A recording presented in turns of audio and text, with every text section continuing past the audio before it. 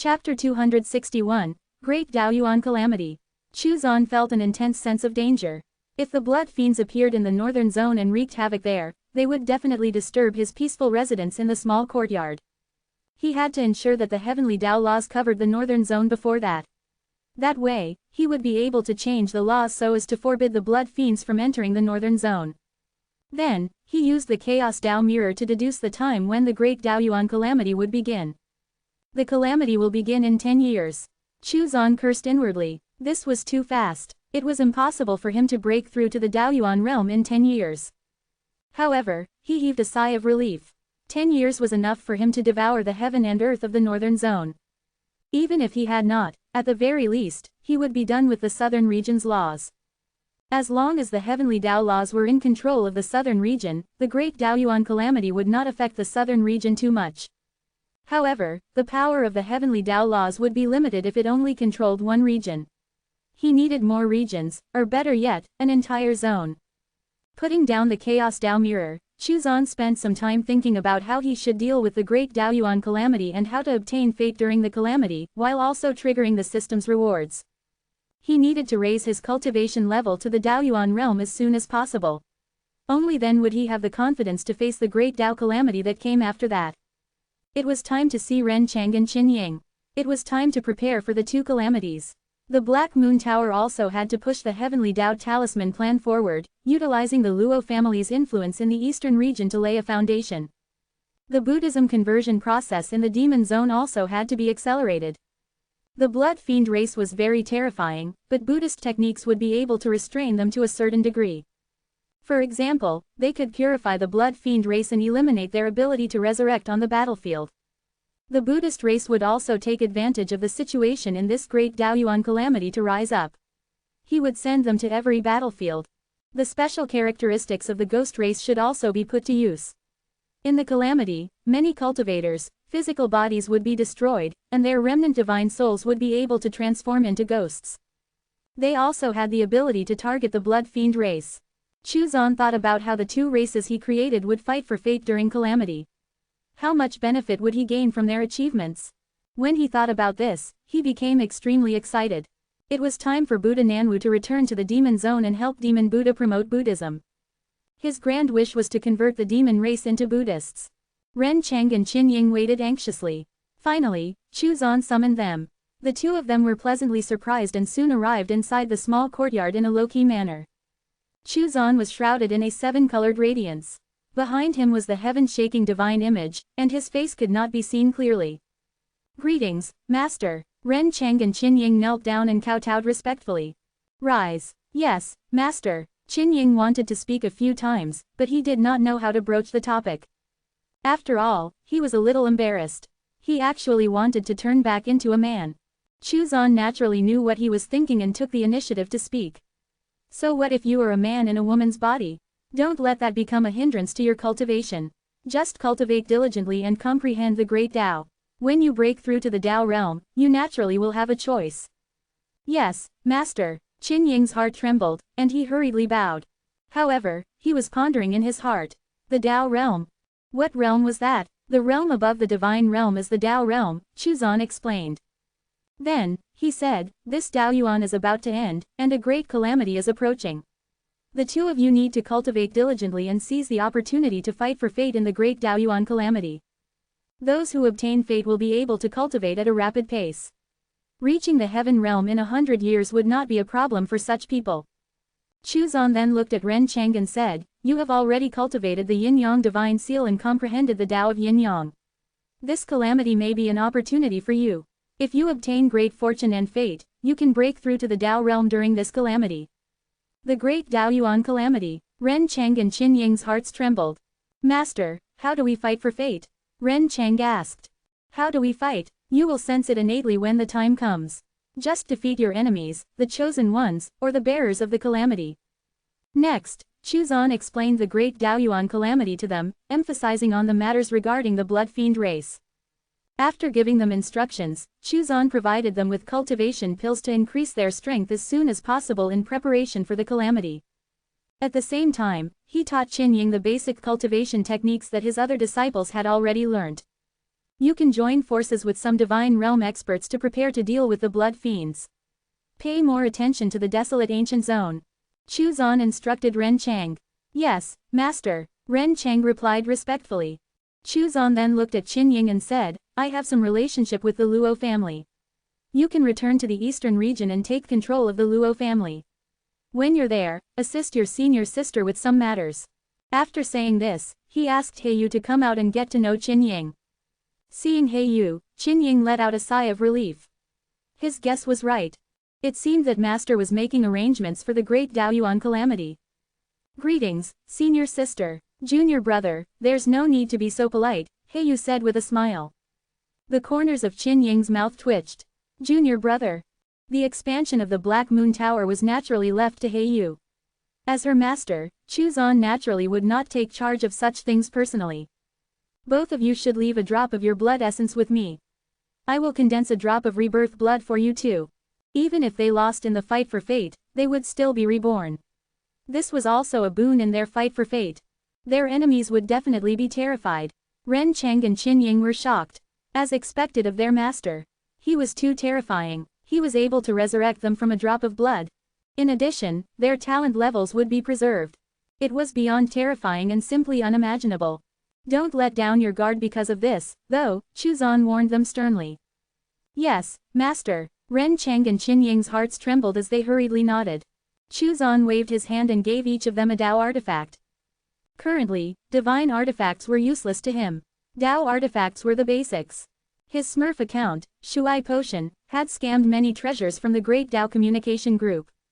After sending Ren Chang and Qin Ying away, Chu Zan looked at He Yu and said, the Great Daoyuan calamity will begin in 10 years. Black Moon Tower needs to make preparations. You are cultivating the heavenly Dao scripture. This great calamity is also an opportunity. Make good use of it. He Yu understands. He Yu's heart trembled. Great Daoyuan calamity. May I ask, master, what is the Great Daoyuan calamity? Chu Zan said meaningfully, the Great Daoyuan calamity heralds the end of an era. There will be races that strive for fate and rise during the calamity, and there will also be experts who attain the Dao during the calamity. For example, the human race rose during one of the previous Great Daoyuan calamities and became the overlord of the 9 zones. The demon race fell back then too. This Great Daoyuan calamity will bring about more chaos. There will be no next Daoyuan. He Yu's heart shook violently. There would be no next Daoyuan. The 9 zones were going to be completely destroyed. Master, Chu Zan waved his hand and said, this is not something you should know yet. Prepare well for the Great Daoyuan calamity. You are in charge of the Black Moon Tower and come from the ancient human king's family of the central region. You are also the oldest, so teach your fellow disciples well. All you need to do is fight for fate during the Great Daoyuan calamity. I will deal with the rest. Yes, master, we will definitely fight for fate during the calamity and reach a higher realm. He Yu bowed and said. Chapter 262, Eastern Zone. After instructing He Yu, Chu Zan summoned the Ghost King. It was time for the Ghost race to make a move. Do you know where the other Netherworld race clans are? I can think of a way to contact them, Ghost King said. The Great Daoyuan calamity is coming. It's time for the Ghost race to take advantage of the situation and rise up. The Netherworld race should disappear, and the Ghost race should bear and inherit the fate of the Netherworld race. Yes, Ghost Ancestor, the Ghost King bowed and said. Go, convert the Netherworld race into ghosts. Once the Great Daoyuan calamity arrives, enter it and fight to strengthen the fate of the Ghost race, Chu Zan waved his hand and said. The Ghost King took the Ghost race and left the pocket dimension. Meanwhile, Yuer continued to stay by Chu Pingfan's side. At present, the Ghost race was divided into 2 groups. One was the original Netherworld race clan converted into ghosts, while the other were the remnant souls converted into ghosts by Yuer. Furthermore, the Heaven Realm Ghost race elder was still by Yuer's side. After giving instructions to the Ghost King, Chu Zan summoned Buddha Nanwu. You shall enter the demon zone and assist Demon Buddha in his efforts to convert demons into Buddhists. Yes, Buddha, Buddha Nanwu said respectfully. Chu Zan once again taught Buddha Nanwu Buddhist Dharma, mainly to deal with the blood fiend race. Buddha Nanwu then left. On this day, Chu Pingfan and Yuer also bid farewell to Chu Zan and returned to the eastern region.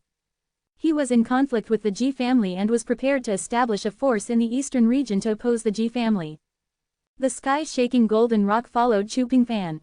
13th uncle, the great Tao calamity is coming. I want to go to the outer zones to fight for fate, Chu Pingfan said. Go, you are on the path of the extreme Tao. In the great Tao calamity, there will be opportunities. Chu Zan nodded. Chu Pingfan wanted to go to the outer zones simply because, with Chu Zan in the northern zone, there would not be any trouble. Even the great Daoyuan calamity might not affect anything there. Chu Pingfan and Yu were left. Before leaving the southern region, they also bid farewell to Chu Yun. Heiyu transferred a portion of the Tower Lords. Among them, were 2 Peak Heaven Realm Tower Lords and the remaining 10 Heaven Realm Tower Lords. They were all outstanding and powerful Tower Lords. They could be considered one of the core forces of the Black Moon Tower. They brought a group of the elite forces of the Black Moon Tower and prepared to follow Qin Ying to the eastern zone. With the assistance of the Luo family, they would develop and expand the Black Moon Tower.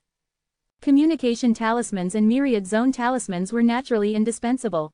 Chu Zan was very confident about Heiyu's ability, so he did not pay too much attention to this matter. He looked at the laws of heaven and earth in the southern region. At the moment, 80% of the laws had been replaced by the heavenly Tao laws. The final 20% of the laws were the core laws, so they would take more time to replace. However, within a year, the entire southern region would become part of the heavenly Tao. Great Qin dynasty's royal palace. Qin Ying, Pang Xinghai, Xin Yuanfang, and the other brothers gathered together. Hua Qianzi sat beside him, her eyes filled with sadness and unwillingness. Qin Qian obediently sat on the other side of Qin Ying, just like the obedient little fox from before. In your previous life, you followed me, Qin Ying, without any regrets. Even when you were in danger of dying, you did not retreat and worked tirelessly against Cao Tianyi. In this life, I also have no regrets joining hands with you to fight Cao Tianyi. The friendship of 2 lifetimes, I, Qin Ying, will never let down my brothers. Pang Xinghai, Xin Yuanfang, Peng Qiguang, Yu Beilong, and Bai Xiaokong all avoided his gaze, feeling very sorrowful in their hearts. The magnificent big brother was too charming. He was like a peerless great empress. They were unable to look him in the eye. I'm going back to the eastern zone, Qin Ying sighed and said. Pang Xinghai and the others' expressions changed. Big brother, why are you going back to the eastern zone? Sob, are you going to abandon me? Hua Qianzi sobbed. Listen to me, Qin Ying said seriously, the 9 zones are about to face a great calamity. We must be prepared. Brothers, work hard to cultivate and fight for fate in this calamity. I have important matters to attend to when I return to the eastern zone. Now that the southern region has been unified, there will be no trouble in the northern zone. All of you should cultivate well. When the great calamity arrives, we brothers will fight together. Peng Qiguang said in a deep voice, Big brother, what is this great calamity you are talking about?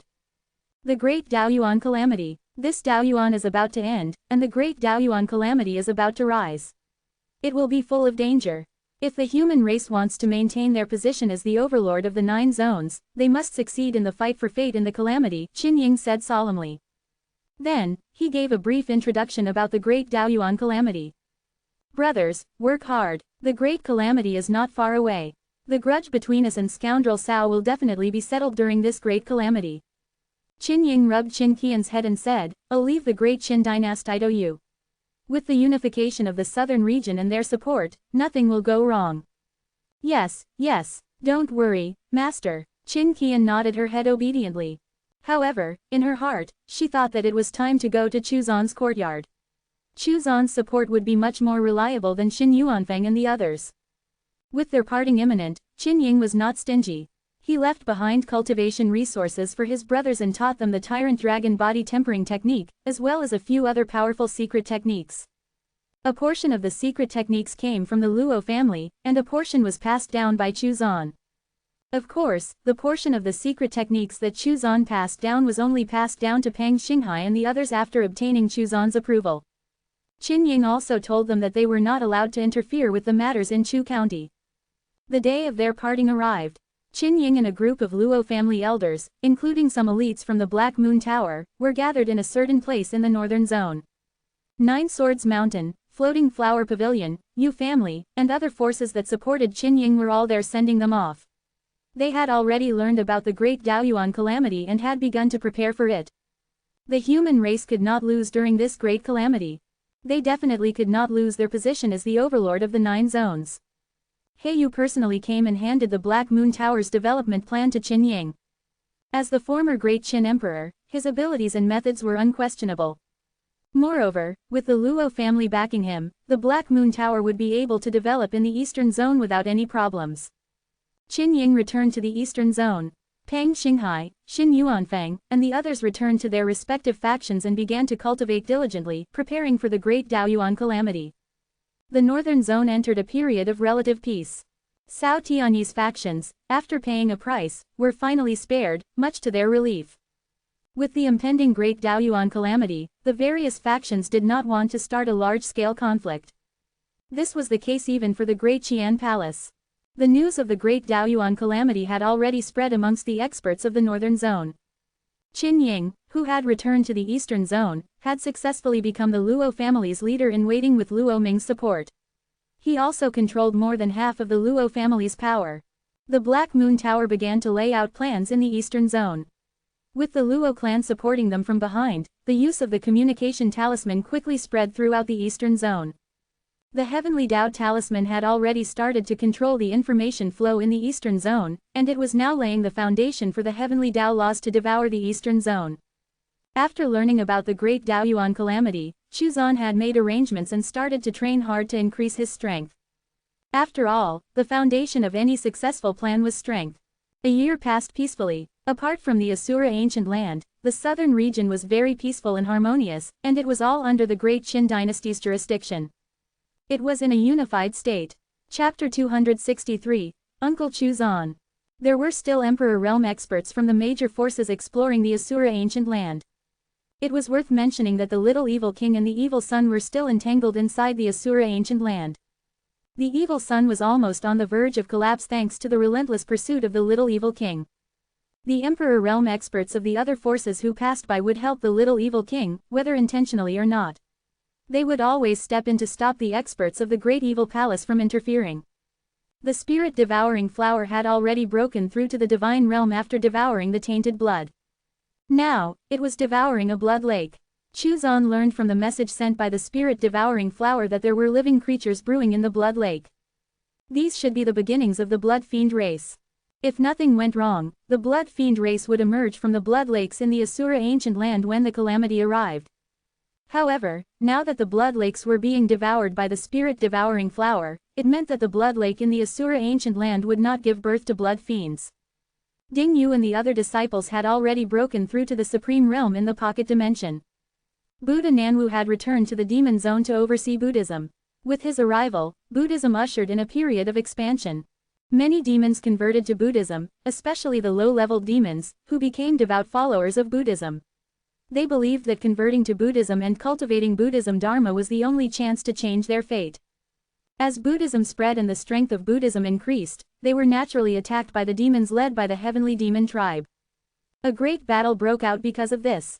In the end, the Buddhist sect disciples, who did not fear death, won as they shouted the slogan, "Defend Buddhism and ascend to Nirvana." In this battle, Buddha Nanwu did not make a move, but the new heaven realm experts of the Buddhist sect did. After the battle ended, things temporarily returned to a calm state, and the Buddhist sect continued to expand. However, the demon zone was very big, and the Buddhist sect was only spreading in one place, so it did not attract too much attention from the core upper echelons of the heavenly demon tribe. However, the final battle between Buddhism and the demon race would eventually come. Chuzan looked at the southern region, which was about to fall completely under the influence of the heavenly Dao laws. He would succeed soon. It was only a matter of time. Chuzan had become the true master behind the scenes of the southern region. With but a thought, he could change the laws of the southern region, change the fate of the southern region, and even the spiritual energy of the southern region. Furthermore, the spatial zones around the southern region came under his control as well. Chuzan discovered that there were several ancient battlefields in the southern region that had been sealed into spatial zones. These were the battlefields from the era of the Great War and before that in the southern region. Naturally, there were treasures and inheritances within, as well as blood lakes. There were already faint signs of the blood fiend race being born inside.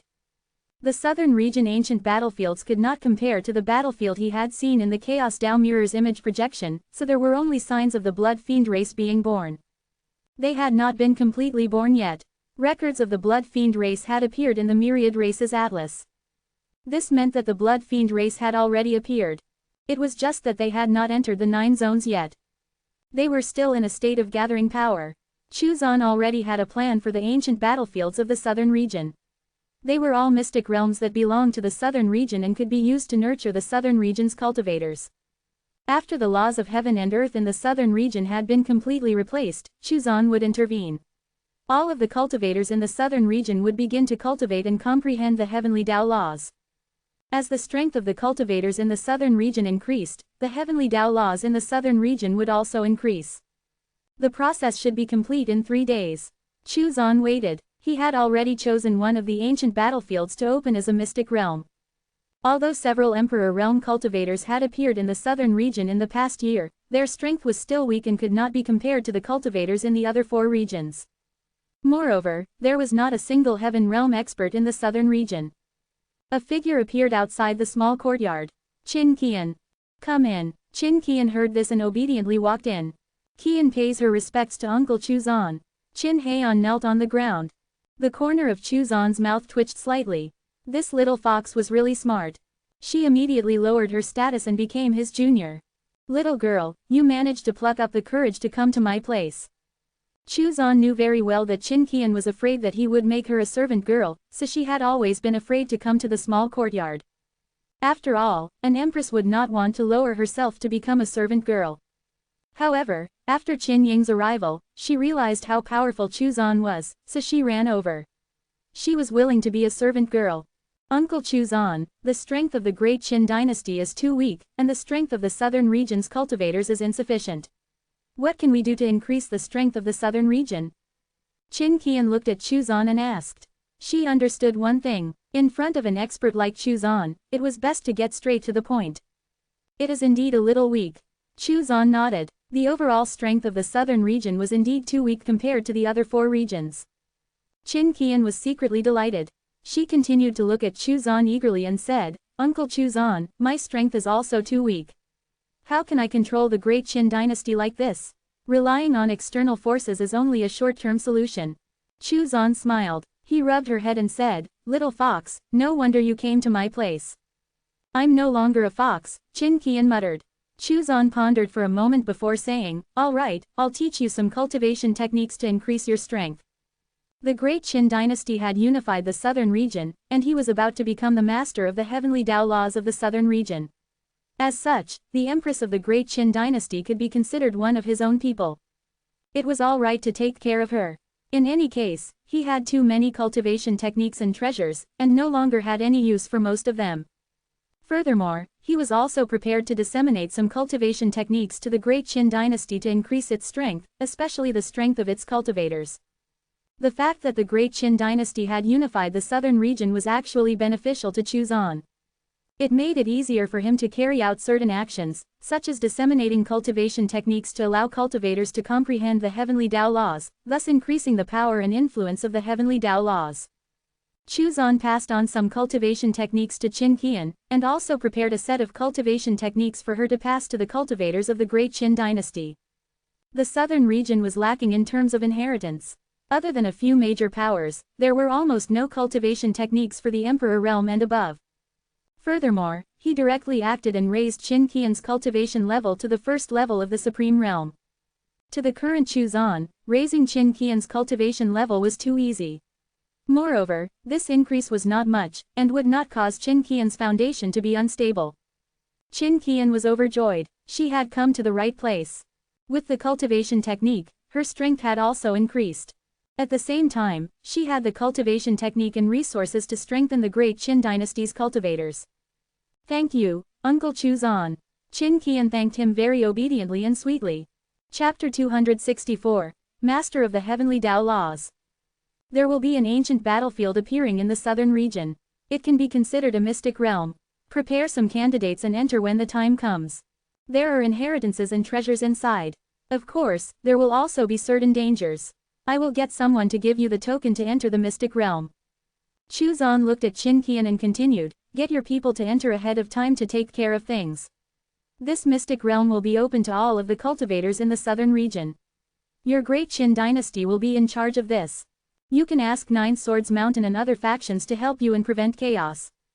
Hearing this, Qin Qian's eyes lit up. Mystic Realm. Thank you, Uncle Chuzan. I'll definitely take care of this. Go then. Chuzan nodded and rubbed her head. Yes, Uncle Chuzan. I'll return and make the arrangements now. Qin Qian left happily. In front of Chuzan, she played the role of an obedient niece, but after she returned to the royal palace, she assumed her role and persona as the great Qi Empress once again. She began to choose candidates to nurture, while also sending out a recruitment order to recruit all of the southern region's cultivators into the Qin army. She wanted to build a powerful army of cultivators. After passing the assessment and joining the army, these cultivators would be able to obtain advanced cultivation techniques, including emperor-level cultivation techniques and above. It was extremely attractive to the cultivators of the southern region. Before this, if the cultivators of the southern region wanted to obtain such high-level cultivation techniques, they would have to join one of the major forces. Unfortunately, these few major forces would usually not accept them. Most of these cultivators were not considered talents, and also did not meet their age requirements. Now that the Great Qin dynasty had sent out a recruitment order with such cultivation techniques as bait, naturally, countless martial artists came to participate in the assessment. Qin Qian also planned to build her own force. Naturally, her first choice was to choose from the Qin, He, and Zhao families. Chuzan had told her that cultivating the cultivation technique he gave her would allow them to increase their cultivation speed rapidly.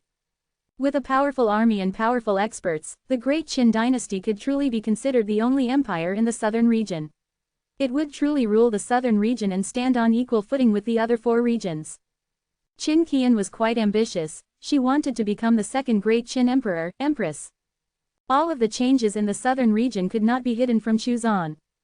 Finally, the laws of heaven and earth of the southern region were completely devoured by the heavenly Tao laws. At that moment, Chuzan had truly become the master of the southern region.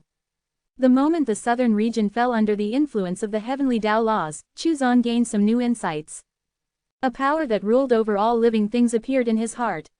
With a single thought, he could change the fate of any living creature in the southern region. You remained in seclusion, but became the master of the heavenly Tao laws of the southern region and now reign supreme in the southern region. You have been rewarded with a cultivation level increase. The system's reward had arrived. Furthermore, the reward this time was actually a cultivation level increase, which meant that he had directly broken through to the next level of the Tao realm. It was a pleasant surprise. Chuzan was extremely excited. The southern region was now under the control of the heavenly Tao laws, and his Tao realm cultivation had increased by a whole level. If he succeeded in repeating this feat in the other four regions, would the system's reward be the same? He had finally found a way to break through quickly. Chuzan did not immediately accept the reward. Instead, he carefully studied the changes brought about by the southern region's heavenly Tao laws. He was the master of the heavenly Tao laws of the southern region, which gave him special insights and power. The ruler of all living things. At this moment, Chuzan gained even more insights. A Tao principle was formed from his enlightenment. The control Tao principle. Although the control Tao principle could not control everything, it was still extremely powerful. For example, it could control the growth and decline of something, control the power of an enemy, control the body of an enemy, and so on. Of course, he could not control an existence that was stronger than himself. Even so, this Tao principle was still a powerful one. The Tao principle fused with the chaotic energy and merged with the other Tao principles. The miniature version of the great Tao grew a bit. The moment he became the master of the southern region's heavenly Tao laws, Chuzan tried to alter the laws to increase the probability of a cultivator comprehending the heavenly Tao. The great Taoyuan calamity was coming, so how could he allow the great Tao to limit cultivators? Now, everything would depend on talent and comprehension. If one comprehended the heavenly Tao, their cultivation levels would increase explosively. There would be no limit. The stronger the living beings under the heavenly Tao were, the stronger the heavenly Tao would be, and the more perfect it would be. Therefore, he removed the limits that hindered their speed of cultivation. The cultivators of the southern region were on the weaker side overall. Once their cultivation speed increased explosively, those with high comprehension ability might even enter a state of enlightenment. In the future, the cultivation would depend on one's talent and comprehension ability. Of course, they could not lack willpower. Even if they were a piece of trash, as long as they had strong willpower and tenacity, they would be able to break through their limits and obtain the favor of the heavenly Tao. Then, they would be able to forge their own path to the heavens. As Chuzan changed the laws of the southern region, he sighed. He was truly the savior of trash. Where there's a will, there's a way. Those who put in effort will be rewarded by the heavenly Tao. After changing the rules, Chuzan discovered that the cultivation speed in the southern region had increased. However, the southern region was still too small, and the power of the laws was limited. Moreover, it was affected by the laws of heaven and earth of the other 4 regions. It did not reach his desired result. The heavenly Tao laws were still lacking strength. Chuzan thought that he should do something to help the southern region's heavenly Tao laws. How should he do it? Should he get a divine realm expert to help? Should he provide the southern region's cultivators with enlightenment and assistance in cultivation? Chapter 265, Epiphanies are the way. Thinking this, Chuzan glanced at a place outside the Asura ancient land where a divine realm expert was hiding. His cultivation level was around the 2nd level of the divine realm, and he belonged to the great evil palace. However, it was not the evil sun's real body. All of the divine realm experts had left the southern region, yet this one was hiding outside the Asura ancient land.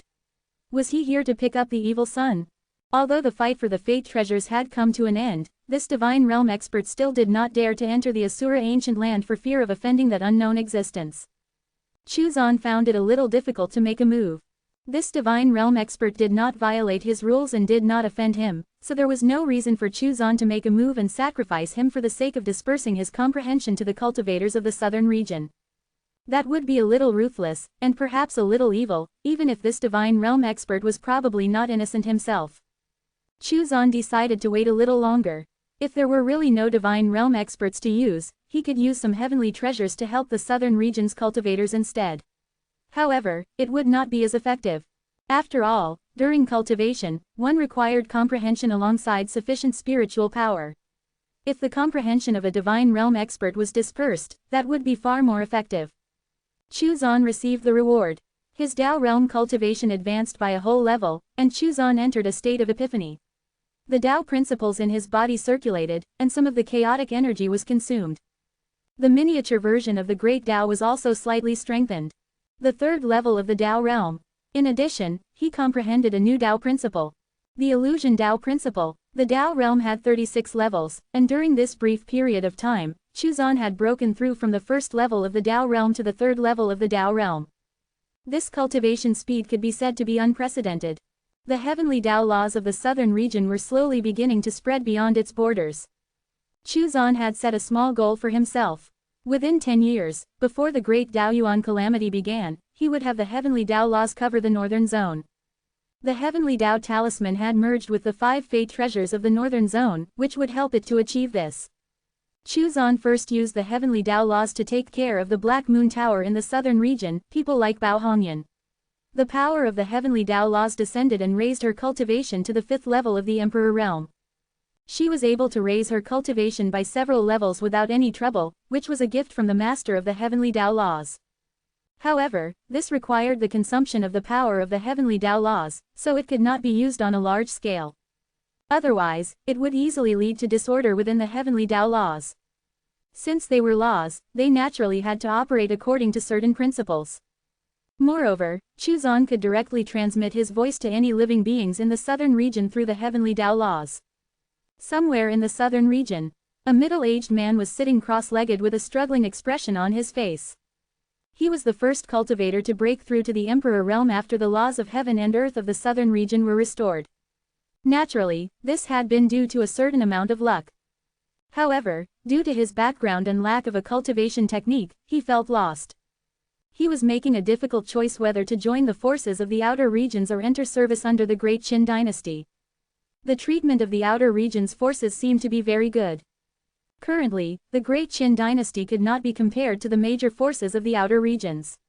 However, he was still a native of the southern region, and still had feelings for his homeland. At this moment, he suddenly realized that his comprehension of the laws had instantly increased. His cultivation, which was originally stuck at the 1st level of the Emperor realm, had suddenly broken through to the 2nd level of the Emperor realm. What a great opportunity! The man was extremely surprised. Suddenly, a voice seemed to echo in his heart, telling him that his opportunity lay within the Great Qin dynasty. Upon entering service there, he would be able to obtain a cultivation technique, and his cultivation level would rise rapidly. Without any hesitation, the man heeded the voice. The southern region's cultivators suddenly realized that their cultivation seemed to have become much easier recently. The bottlenecks that they had been stuck at for a long time had suddenly disappeared. What a pleasant surprise! When the news spread, countless cultivators believed that the laws of the southern region had been restored, which heralded the arrival of fortune. On this day, there was news that a mystic realm was about to open in the southern region. The great Qin dynasty's cultivators had already obtained an advantage, and were the first to enter the mystic realm. The mystic realm would open in half a month. The great Qin dynasty issued a decree that no one was allowed to enter the mystic realm without permission, no one was allowed to kill or steal treasures, and no one was allowed to deplete the strength of the southern region. Moreover, there were Emperor realm experts standing guard there. It was even rumored that the great Qin dynasty had received the approval of the southern region's laws of heaven and earth. Not long after, another rumor spread that the southern region's laws of heaven and earth were now called the heavenly Tao laws. Everyone cultivated to comprehend the heavenly Tao laws, and if they were enlightened, there was a chance that they would receive a blessing from the heavenly Tao, which would cause their cultivation levels to soar.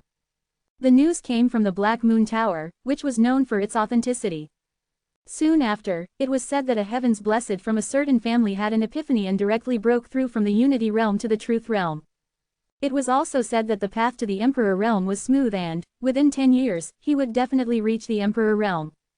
Occasionally, news of such an epiphany spread, causing a cultivation craze in the southern region. Countless warriors wanted to have an epiphany to become stronger. There was also news that a small sect was facing a crisis.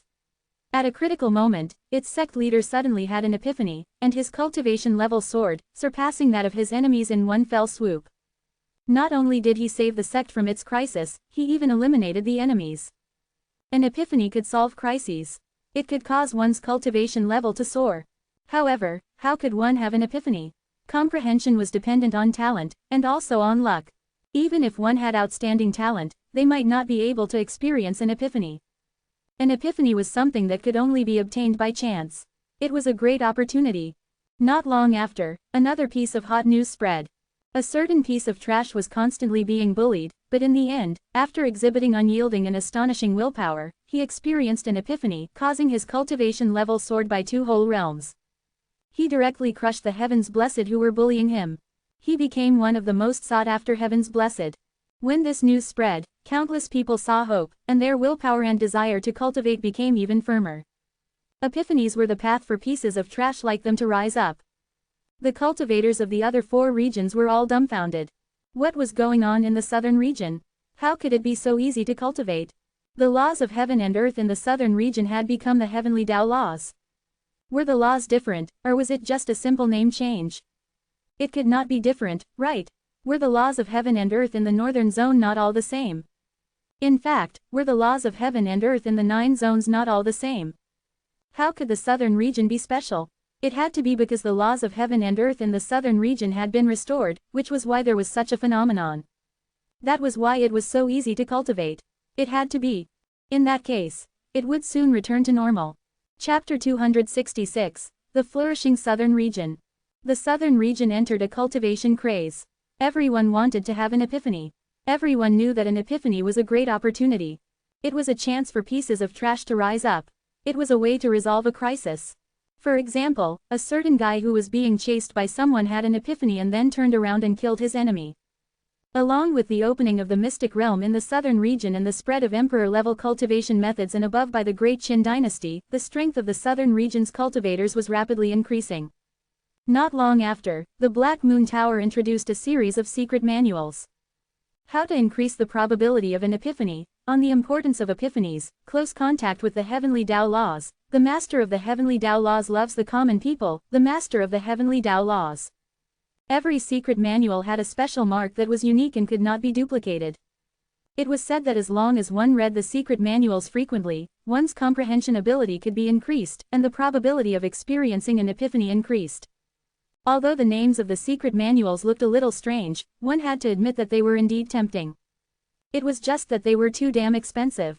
An Emperor Realm warrior from an outer region gritted his teeth and took out 100,000 spiritual crystals to buy a book called Close Contact with the Heavenly Tao Laws. After reading it, he actually gained new cultivation insights. After experiencing an epiphany and receiving the heavenly Tao's blessing, his cultivation increased by one level. After the news spread out, the Emperor Realm cultivators went crazy.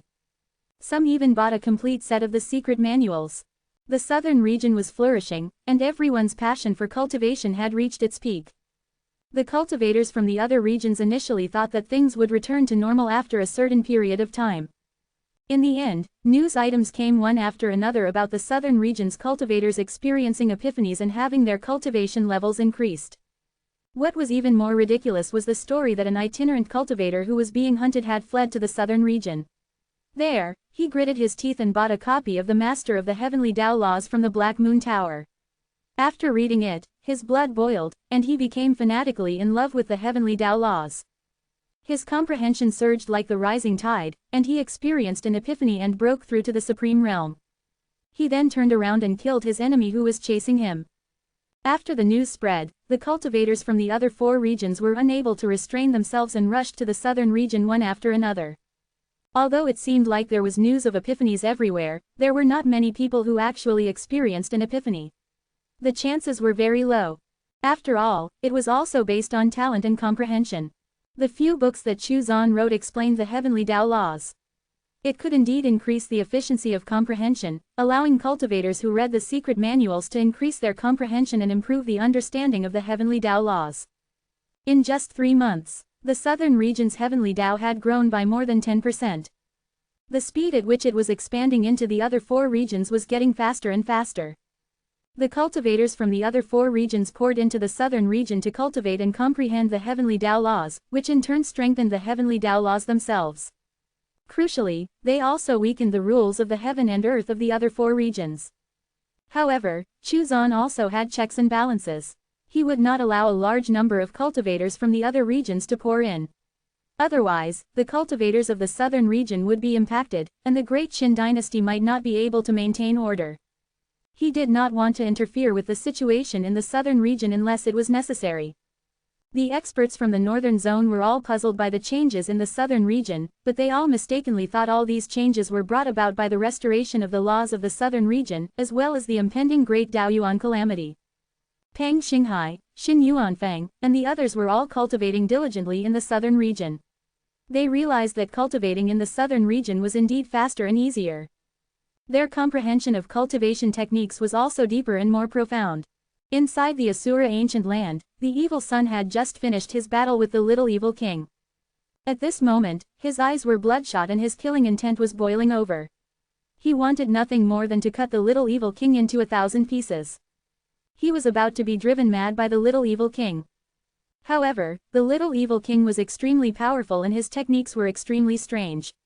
His movement technique made it almost impossible for him to tell real from fake. The needles were even more terrifying. The most serious injury he had suffered was when he had been prepared to exchange blows for a chance to kill the little evil king.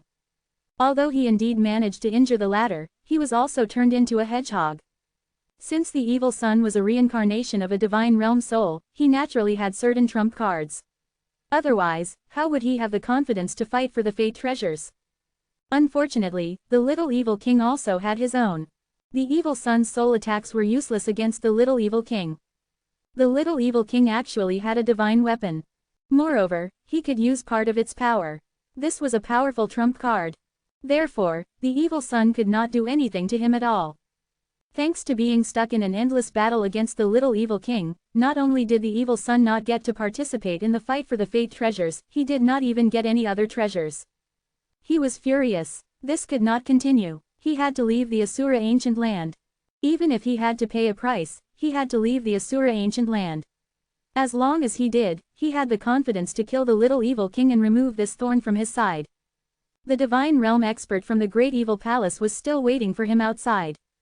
That divine realm expert was the second most powerful expert in the great evil palace after his original body. The evil son flew out of the Asura ancient land. Whoosh! With a flash, the little evil king appeared behind him, exuding devilish charm. His fingers were holding onto thin needles, and his posture was somewhat enchanting. The evil son's face was gloomy as he rushed out. In his eyes, the little evil king was just a guy with an abnormal brain. He was neither a man nor a woman. "Where are you going?" The little evil king left behind a series of afterimages, and countless needles flew toward the evil son. This time, the evil son only defended himself. He had no intention of stopping and kept running out of the Asura ancient land. As long as he paid the price to escape, the little evil king could not stop him. He could only keep attacking and trying to injure the evil son enough so that there was an opportunity to kill him. After running and fighting for half a month, the evil son finally rushed out of the Asura ancient land. "Don't run," the little evil king chased after him. The evil son was covered in blood. He did not know how many needles had pierced his body, nor how many times he had been cut by that dagger. His killing intent distorted his face. He quickly fled from the Asura ancient land. Only after he had fled 1,000 miles away did he utter coldly, "Kill him." An aura appeared in the distance, and a finger pointed toward the little evil king. The great evil palace's divine realm expert. Little Xie King's expression changed drastically, and he tried to escape. However, his body was unable to move at all. The difference in strength was too great. The spiritual power in his entire body boiled over as the little evil king tried to escape the shackles with all his might. However, no matter how much he struggled, it was useless. His eyes were blood red and filled with unwillingness. The last thing that appeared in his mind was not the figure of the evil king, nor his hatred for the evil son, but that beautiful figure. "Darling, I can't protect you anymore." The speed of that finger was not fast, as if it was deliberately trying to make the little evil king feel despair. The evil son did not stop and kept running. The heaven realm experts of the great evil palace protected him, leaving the southern region, leaving the northern zone, and returning to the great evil palace in the chaos zone. Just as the little evil king was about to fall into despair, lightning descended from the sky and transformed into chains. It was as if heaven's punishment had descended. Chapter 267, Soaring Flood Dragon King. The southern region's cultivators were very satisfied with their cultivation speed, which was more than 3 times faster than before. Moreover, the path to the Emperor realm was now open. They were full of hope and motivation when cultivating. They were constantly comprehending the heavenly Tao laws and were grateful for its blessings. However, Chuzan was a little distressed. The rate of improvement of the southern region's cultivators was still too slow for his liking. This was especially true when it came to the comprehension required to break through to the Emperor realm. The cultivators still lacked this. As such, they could not break through to the Emperor realm quickly, and there was no way to produce a batch of Emperor realm cultivators within a short period of time. He could not help but turn his gaze to the divine realm expert from the great evil palace. Should he make a move and sacrifice him for the betterment of the heavenly Tao laws and the cultivation of the southern region's cultivators? However, although the other party was an evil cultivator, he had not offended Chuzan in the end. It would not be too good to make a move just like that. Chuzan sighed. His heart was still too soft. He was too particular about not offending others if they did not offend him. Unexpectedly, when the little evil king rushed out of the Asura ancient land to chase the evil son, that divine realm expert made a move against the little evil king. This was a challenge to his authority. No matter what, the little evil king had obtained the opportunity to rise up in the lucky mystic realm that he had set up, and could be considered a member of his own sect. For this reason, he had even severed his third leg. If he was bullied by this divine realm expert and killed right in front of him, he would lose all dignity. Chuzan's heart was filled with joy. He finally had an excuse to act. With a single thought, the heavenly Tao laws turned into lightning chains and descended. Since the other party wanted to make the little evil king feel despair, then he, the master of the heavenly Tao, would make the other party feel despair as well. The eyes of the divine realm expert from the great evil palace were filled with shock. He realized that he was imprisoned by a power of the laws, and he could not escape or move at all. His divine power continued to erupt, but he was still unable to break free from the imprisonment. How was this possible? He was a divine realm expert. He had already half a foot out of the laws of heaven and earth, yet he was actually still restricted by the laws of heaven and earth. Furthermore, the power of the laws of heaven and earth in the southern region was weak to begin with, so it should have been impossible for them to restrict him. What exactly was going on? Then, he realized that the laws of heaven and earth that were restricting him were somewhat different from the laws of heaven and earth that he had comprehended. However, the lightning chains were deadly, and he did not have time to think about it. He had to escape. Boom! A stream of blood-red light surged out from his body. He struggled continuously, but he was unable to move at all. The lightning chains emitted sizzling sounds and continued to melt his body. The evil son's gaze was filled with shock. Was this heaven's punishment? How could heaven's punishment target those in the divine realm? Moreover, even if it was heaven's punishment, it should not be able to cause much damage to a divine realm expert. The reason why divine realm cultivators were so powerful was because they had almost transcended the laws of heaven and earth. The reason why the laws of heaven and earth in the southern region were broken apart was not only because of the great battle between Cao Tianyi and Mo Hongliu with that divine realm expert from the earth spirit race back then.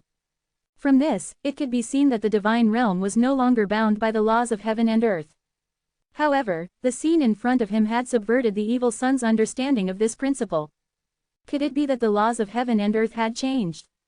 His heart trembled. Under the protection of the heaven realm experts, he quickly left. That divine realm expert had to pray for his own good fortune. The evil son did not have the ability to save him. His original body would not make it in time, nor would he risk it doing so. Boom! The commotion was too big. The nearby cultivators looked over one after another. When they saw the lightning chains descend from the sky, all of them were shocked. It was too terrifying. The person who was covered by the lightning chains was a divine realm expert. Was this the might of the heavenly Tao? The little evil king quickly retreated, afraid of being caught up in it. He was very glad. Were it not for the heavenly punishment, he would have died. Under the shocked eyes of the onlookers, the lightning chains confined the divine realm expert of the great evil palace. Then, the lightning chains flew up and disappeared into the sky in the blink of an eye, together with that divine realm expert. Chu Zan stretched out his hand and tapped the heavenly Tao talisman. He began to draw the power and comprehension of the divine realm expert and dispersed it all over the southern region. The cultivators of the southern region suddenly found that their cultivation speed had increased sharply again, especially those who were stuck at the peak of the truth realm. When they started to cultivate again, they found that many insights had surfaced in their minds. It seemed that some powerful expert's comprehension was guiding them. The news gradually spread, and countless cultivators of the southern region were excited. Then, someone led the crowd in placing an incense burner to worship the heavenly Tao laws, thanking the heavenly Tao laws for its blessings. It was rumored that if one sincerely worshipped the heavenly Tao laws, there was a chance of obtaining the heavenly Tao's blessing. Feeling the rapid strengthening of the heavenly Tao laws and the acceleration of its expansion into the other four regions, Chu Zan was overjoyed. That divine realm expert from the great evil palace was really a good person. He had sacrificed himself for the southern region. It was very touching. Chu Zan sat on a chair and leisurely sipped his tea. He then took out Chaos Tao Mirror. There were 2 new members in the Great Tao Communication Group. However, there was still no increase in the number of Daoyuan realm experts. From this, it could be seen that there were very few Daoyuan realm experts. Chu Zan even suspected that the Daoyuan realm experts of the last Great Tao era had already perished in the Great Tao Calamity. Otherwise, why were there so few of them? His Smurf account, Shuai Potion, had been very active at the beginning, but now, it was slowly becoming less active. After all, he had already found answers to most of the questions he had. However, he still came out occasionally to liven up the group and stir things up. For example, to stimulate the Troll Mo 2. The Origin Tao crystal still showed no signs of upgrading. It would still take quite some time for him to be able to travel to the Great Tao through the Origin Tao crystal. He injected his spiritual power into the Chaos Tao Mirror to search for Tao realm experts. The needle turned, and suddenly stopped. An image projection appeared. In the image projection, an azure flood dragon was coiled up in the clouds, eyes shut as if it was sleeping. Azure flood dragon. Chu Zan was startled. The azure flood dragon was one of the current overlords of the monster race, and it had also become a royal tribe of the monster race. After all, the azure flood dragon tribe had a trace of dragon bloodline. This once dominant tribe of the monster race had already disappeared at the end of the 8th Great Tao era. Now, the azure flood dragon tribe and the heavenly tiger tribe had become one of the overlords of the monster race. Among them, the azure flood dragon tribe was the most powerful, and they had always been considered royalty among the monster race. The azure flood dragon in the image projection was coiled up in the clouds. As it breathed, it exhaled surges of Tao aura. Daoyuan realm. He had finally found another Daoyuan realm expert. And it was from the monster race.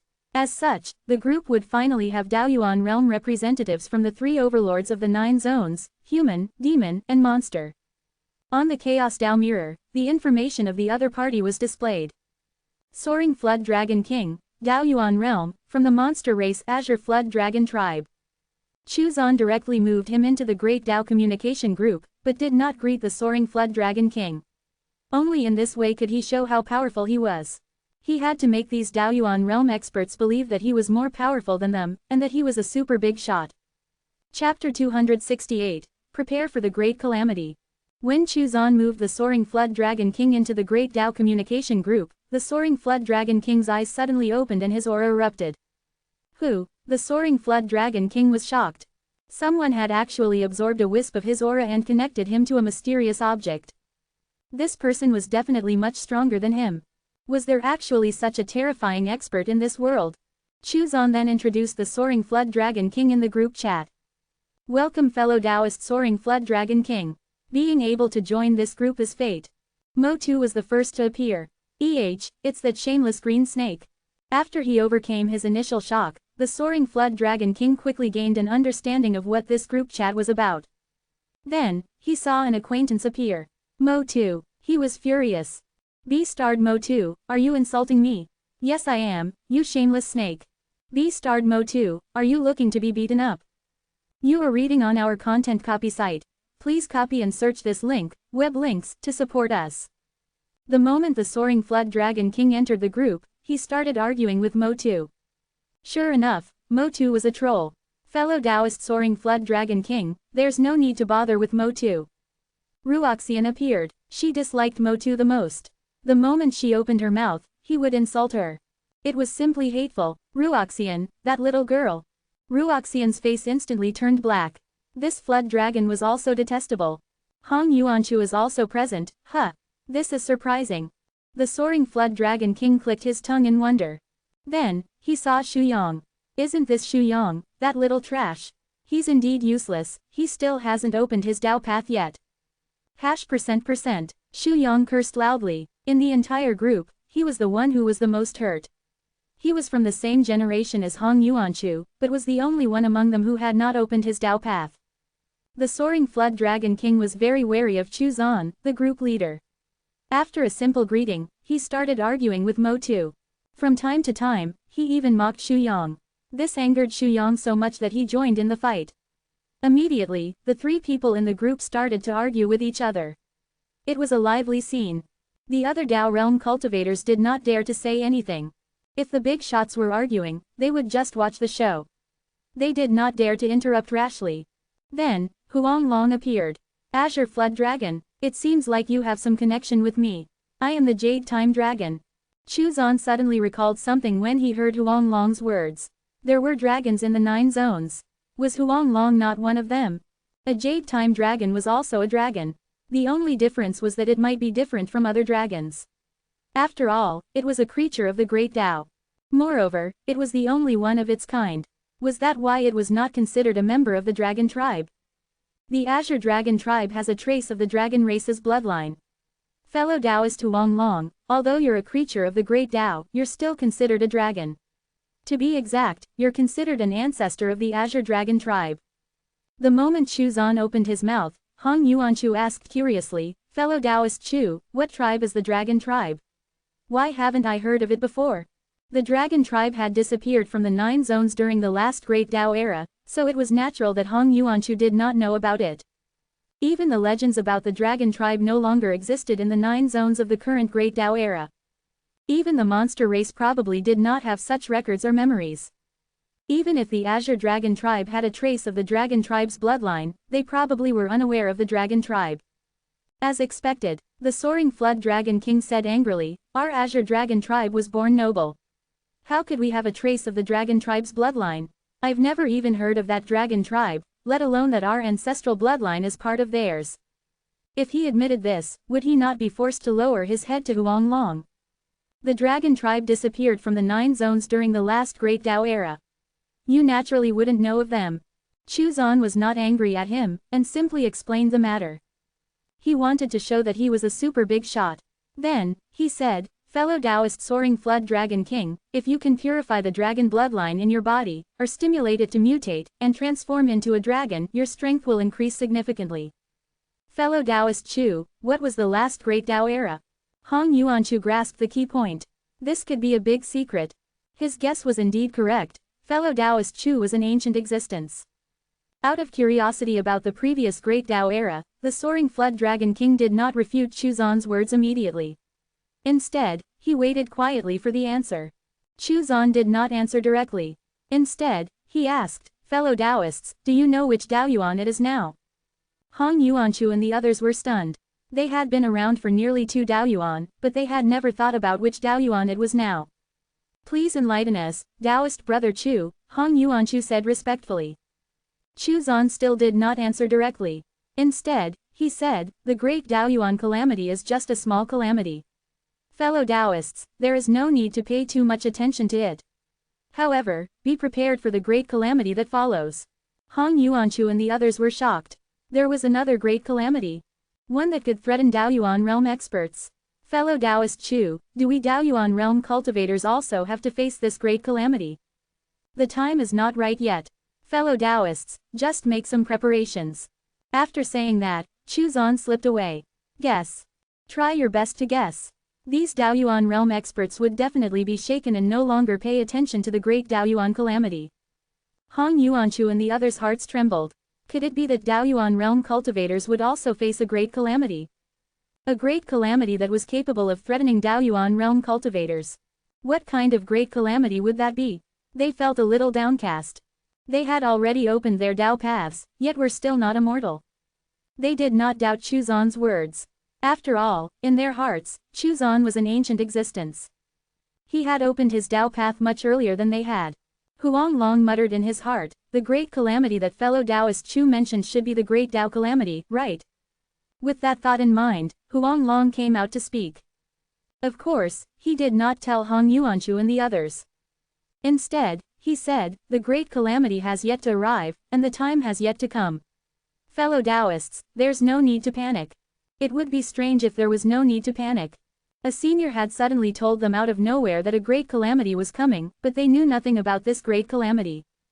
Fellow Taoist Huang Long, can you tell me a thing or two? Soaring Flood Dragon King hurriedly asked. I'm a dragon, which makes me one of your ancestors. What should you call me? Huang Long thought of what Chuzan said, so it turned out that he was an ancestor of the Azure Dragon tribe. In that case, how could Soaring Flood Dragon King call him fellow Taoist? That's right, shameless snake. How could you call Huang Long fellow Taoist? You're too disrespectful. Mo Tu was the first to come out to support Huang Long. Hong Yuanchu and the others also spoke up one after another. They wanted the Soaring Floor Dragon King to acknowledge Huang Long as his ancestor. In order to obtain news of the great calamity, Hong Yuanchu's side and Mo Tu were united for the first time. In any case, they were not the ones having to recognize Huang Long as their ancestor. Soaring Flood Dragon King's face turned dark as he went silent. Wanting me to lower my status? In your dreams. Forget it, the great calamity hasn't arrived yet anyway, so it won't affect me for the time being. Then he slipped away. In the Great Tao, Huang Long was rolling around, extremely happy. Hong Yuanchu, Mo Tu, and the others all started to criticize the Soaring Flood Dragon King, calling him unloyal and stupid. After acknowledging Huang Long as his ancestor, would it not be easy to transcend the calamity? What was there to be afraid of? Soaring Flood Dragon King went mad and immediately started to argue with Hong Yuanchu and the others in the group chat. He could not win alone, so he called Hu Tai over. As a member of the monster race, how could he not help a monster race elder like him? Following that, Mo Tu called out the others as well. Hong Yuanchu and the others also called out the others, causing chaos in the group chat. Chuzan felt comfortable watching this.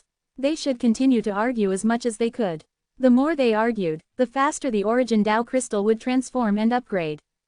Chapter 269, Changes. A year had passed since Chuzan had announced the existence of the Great Calamity in the group chat. The group had become much livelier this year, especially when Huang Long had appeared. Hong Yuanchu and the others had become much more active. They had wanted to hear news of the Great Calamity from him. Ever since they learned that Taoyuan realm cultivators would also undergo the calamity, they had been unable to live in peace. They had to consider how they should transcend the calamity. However, they knew nothing about the great calamity.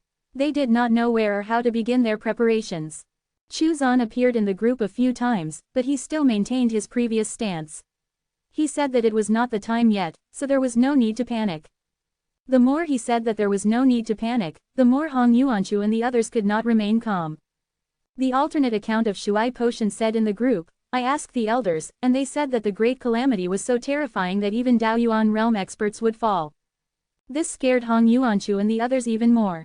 Shuai Potion declined their requests for him to ask the elders about the great calamity, saying that the elders did not want to elaborate. The Dao realm cultivators were also panicking. FCK. There was actually a great calamity where even Daoyuan realm cultivators would die. What kind of terrifying great calamity was that? Of course, there were also people who were not worried at all. For example, Ying Kong said, the great calamity should only affect the Daoyuan realm seniors. It should have nothing to do with us. After all, the Daoyuan realm is too far away from us. When he said that, the other Dao realm cultivators nodded their heads. If they knew that the great Dao calamity affected them as well, they would not be able to remain calm. Dear readers, you are reading on our content copy site. Please copy and search this link, web links, to support us. The Daoyuan realm cultivators' hearts were in a mess. They were probably secretly looking for information about the great calamity, especially from the other Daoyuan realm cultivators. Once the news of the great calamity spread, how could these Daoyuan realm experts still be in the mood to pay attention to the 9 zones and the great Daoyuan calamity? This was exactly what Chuzan wanted.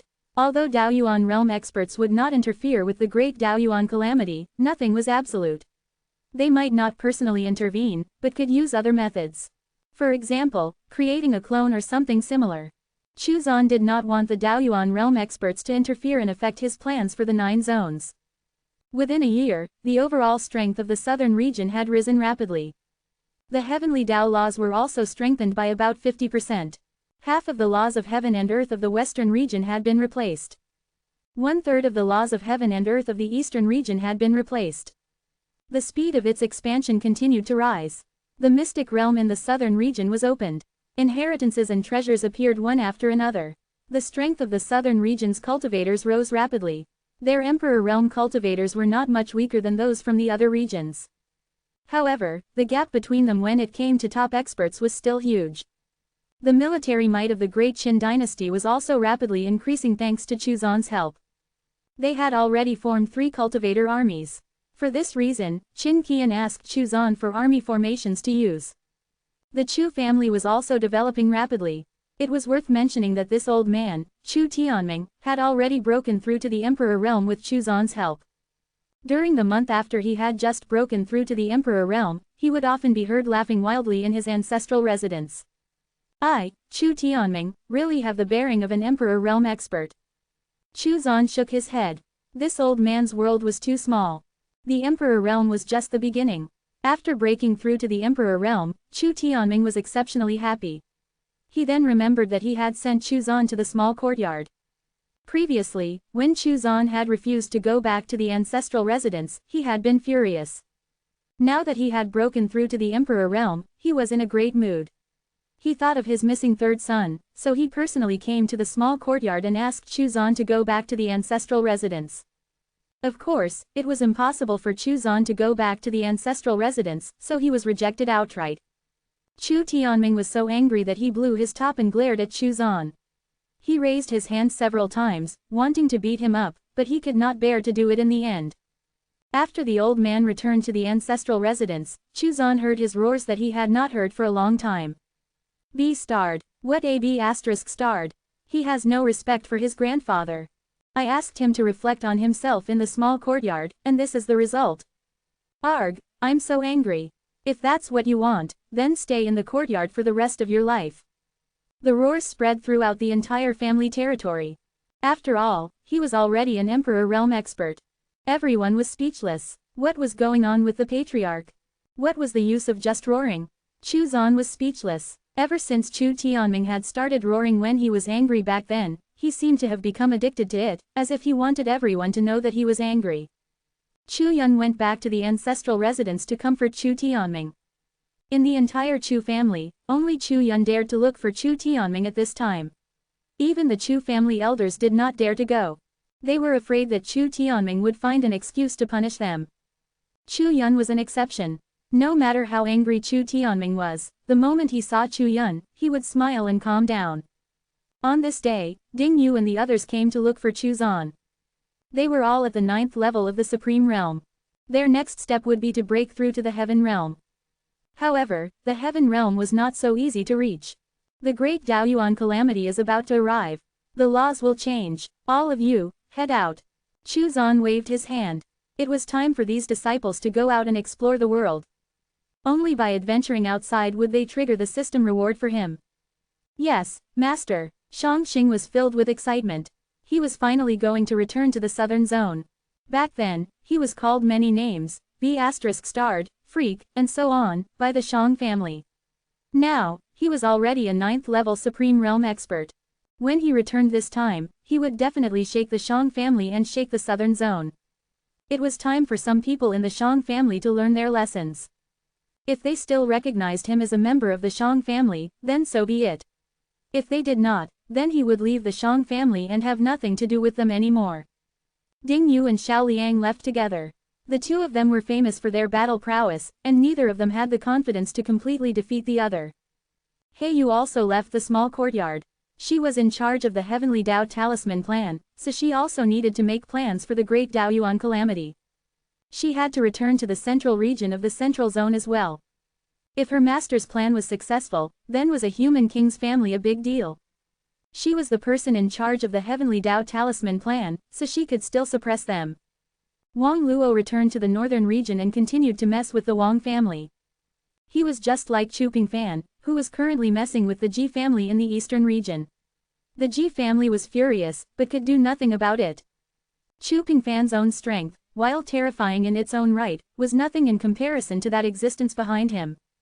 The fate treasures of the Asura ancient land had all fallen into the hands of Ding Yu and the others, and it was obvious that Chu Pingfan hailed from the same sect. From this, it could be seen how terrifying the power behind them was. Each one was a peerless genius. Moreover, when they thought of the fallen divine realm expert from the heavenly saint sect, they trembled. That existence was not something they could afford to offend. Ding Yu and the others probably had a certain relationship with that mysterious existence who had set the rules for the Asura ancient land. Due to this, the Ji family elders did not dare to directly make a move. However, none of their juniors were a match for Chu Pingfan, and were targeted every now and then. Chu Yuan seemed to be holding a grudge as well. After allying with a few forces, he had started a business alliance and was nibbling away at the Ji family's business. Before Wang Luo left, he asked Chu Zan, "Master, I would like to impart some alchemy skills to others. Is that possible?" Chu Zan nodded. He did not object to his disciples starting a sect. What if the sects they started triggered a system reward for him? "Master, can I impart my artifact refining skills to others?" Shangxing also asked. "As long as you know your own limits." Chu Zan nodded. After Wang Luo left, Chu Zan stopped Shangxing, who was about to leave. Chapter 270, Hu Tianya. He knew that Shangxing had some sort of karma with him, and that his background was unusual. Even though his strength had increased, it was hard to guarantee that he would not encounter some unforeseen circumstances when he returned to the southern zone. Shangxing's mother had consumed the fire Dao fruit. Whether it was by chance or due her own extraordinary status, there had to be some story behind it. It was time to remind Shangxing. "Master, what are your instructions?" Chu Zan asked after some deliberation. "Do you know who your mother is?" Shangxing was startled, and said, "When I was still young, my mother left and never returned. I haven't heard from her since." After a pause, he continued, "There are rumors among the Shang family that my mother ran away with someone else and abandoned me. As for my father, he said that my mother died in an accident." Shangxing was puzzled. He did not understand why his master had brought up his mother. The memories of his mother were all from when he was very young. He only remembered that when his mother was still alive, his situation was still passable, and he was not called a freak or a monster then. Once his mother disappeared, his situation quickly took a turn for the worse. Once his fiery bones were exposed, everyone started calling him a monster or freak. Your innate fiery bones physique was a result of your mother swallowing a fire Dao fruit, which caused her bloodline to transform. Chu Zan reminded him, anyone who can swallow a Dao fruit is extraordinary, no matter the reason. Shangxing's heart shook. His innate fiery bones physique was caused by his mother swallowing the fire Dao fruit, resulting in the transformation of her bloodline. In the past, he had always thought that his mother was just an average woman without status. Now he knew that there was some secret hidden beneath all this. "Thank you, Master." Shangxing bowed. Chuzan waved his hand and took a drop of blood essence from Shangxing's body. Then, he condensed it into rebirth blood and handed it over to Shangxing. For this drop of rebirth blood, after you return to the southern zone, find a safe place to hide it. If anything happens, you will be resurrected in the southern zone. Shangxing's heart shook. Could it be that his mother's karma was so strong that he might encounter tremendous danger? Dao fruits were treasures that even divine realm experts would fight over. Therefore, the implications of this revelation were very wide. In that case, how could his mother have gone missing? Thank you, Master. Shangxing kowtowed 3 times respectfully. Go, if you are in a desperate situation, you can activate the soul-chasing mark. Chuzan waved his hand. Yes, Master. Shangxing left, embarking on a journey back to the southern zone's eastern region. He had condensed another drop of rebirth blood for Shangxing because he felt that if Shangxing did not have time to use the soul-chasing mark, he would be killed. He would then be resurrected in the southern zone instead of returning to the pocket dimension. Ever since he gained the power to condense rebirth blood, Chuzan had not left any wisps of his power in his disciples' bodies. The children of fate still had to take risks, and at the same time, they had to know when to be cautious.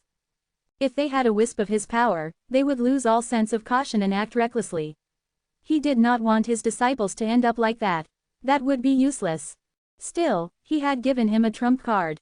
That way, if he encountered an old fellow who bullied the younger generation, he would have a way to deal with it. After the disciples left, Chuzan refocused his attention on the heavenly Dao law's expansion into the other 4 regions. Ding Yu went to the Earth spirit race and brought them out from their mystic realm into the world. He roamed through the dangerous lands that had been famous for a long time in the northern zone as well as the various mystic realms that had been opened. Lu Piao followed Xiao Liang. They roamed the northern zone and challenged the dangerous lands as well as the territories of some small families there. Wang Luo opened an alchemy hall in the northern region and taught alchemy skills there. Countless cultivators flocked to him and he gathered a large number of followers. The Wang family's patriarch changed. The new family patriarch went over to Wang Luo to apologize and asked him to return to the Wang family. However, Wang Luo refused. He Yu laid out many plans for the northern zone, including plans to develop talents. She led a group of people to the eastern region to meet up with Qin Ying and focused on developing the Black Moon Tower in the eastern region. At present, Chuzan had access to almost all of the information of the forces in the eastern region. The foundation for the Heavenly Dao Talisman plan had been laid. Everything was developing very well. On this day, a few Daoyuan realm cultivators suddenly appeared in the Great Dao Communication Group. They were all brought in by Hong Yuanchu. The origin Dao crystal's Dao aura that he had given to Hong Yuanchu came in handy for this. The new Daoyuan realm cultivators included humans, demons, and demi-humans. Due to the threat of the Great Calamity, Hong Yuanchu, Mo Tu, and Soaring Flood Dragon King had already met privately. Using the origin Dao crystal's Dao aura, they pulled their acquaintances into the Great Dao Communication Group. Chuzan was secretly happy. There were more Daoyuan realm cultivators now, which was a good thing. Welcome, fellow Daoists. Chuzan greeted the newcomers. The new Daoyuan realm cultivators all opened their mouths to pay their respects to Chuzan, the group leader. They even flattered him. It was obvious that the prospect of an unknown great calamity had frightened them. Veteran Daoyuan realm experts like Hongyuan guessed that Chuzan had set up this group to prepare for the great calamity, which spoke volumes of how terrifying the great calamity would be. In addition, although the fate of the demon zone was changing recently, Mo Tu was no longer paying attention to it. For existences like them, who were supposed to be immortal after opening their Dao paths, the prospect of something that could kill them was unnerving. After flattering him for a while, they naturally changed the topic to the great calamity. Chuzan smiled and slipped away quietly. He took out the Heavenly Dao Talisman and continued to modify and strengthen the Heavenly Dao laws, infusing his new insights into it. Then, your disciple, Hu Tianya, defeated one of the fated children of the Monster Zone in the Monster Zone's Genius Tournament.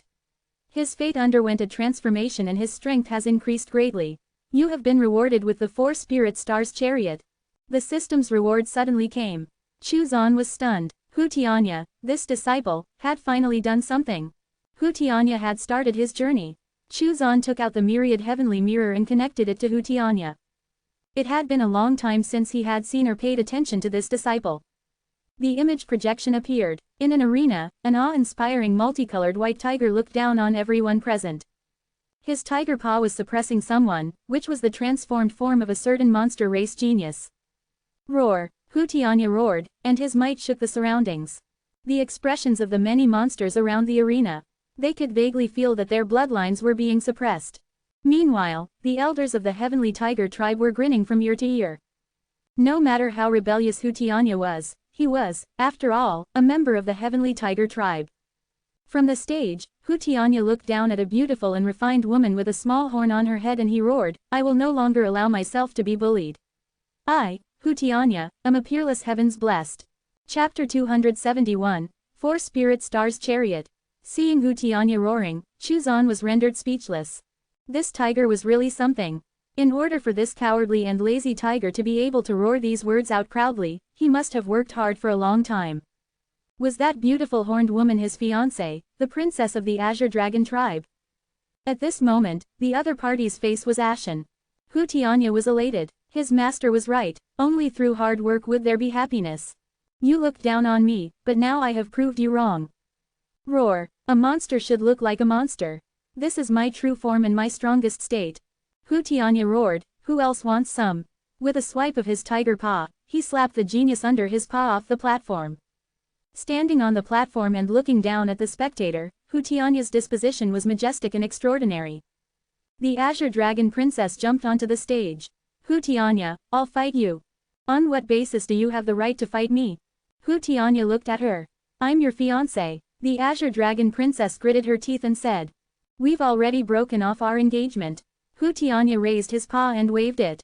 Don't randomly call yourself my fiancé. I, Hu Tianya, am not a casual tiger. Die! The Azure Dragon Princess was furious and charged forward. However, with a wave of Hu Tianya's paw, his killing intent engulfed her and forced her to retreat. Roar! Suddenly, a roar sounded and an Azure Dragon rose into the air and pounced towards Hu Tianya. The Azure Dragon Princess immediately transformed into her true form to fight. Hu Tianya's body trembled and suddenly turned into a fierce tiger the size of a small mountain. Within just a few seconds, he had pressed the Azure Dragon Princess to the ground. Too weak. Hu Tianya shook his head. The Azure Dragon Princess was furious. Her Azure Dragon body suddenly coiled around Hu Tianya's body. You actually want to ruin my innocence. Quickly, get lost. Hu Tianya let out a very exaggerated strange cry. His body rolled on the stage, trying to get rid of the Azure Dragon Princess. As a result, the Azure Dragon Princess became dizzy from all the rolling about. She had no choice but to transform back into her human form. Hu Tianya's paw swept the Azure Dragon Princess off the stage in an indifferent manner. After roaring towards the sky, he swept his gaze around once again and shouted, "Who else wants some?" Hu Tianya was very arrogant at this moment, but he had every right to be. Standing on the platform, he looked down at the monster race's geniuses. No one stepped forward to challenge him. Jumping off the platform, he walked past a Heavenly Tiger Tribe Elder in an arrogant fashion. The Heavenly Tiger Tribe Elder was not angry at all. Instead, he felt that this was what a true proud tiger should be like. How arrogant! This was how a tiger should be. Chuzan examined Hu Tianya's fate. It had already undergone a transformation. Moreover, he had begun to activate the Divine White Tiger bloodline. Would the Divine White Tiger reappear in the 9 zones?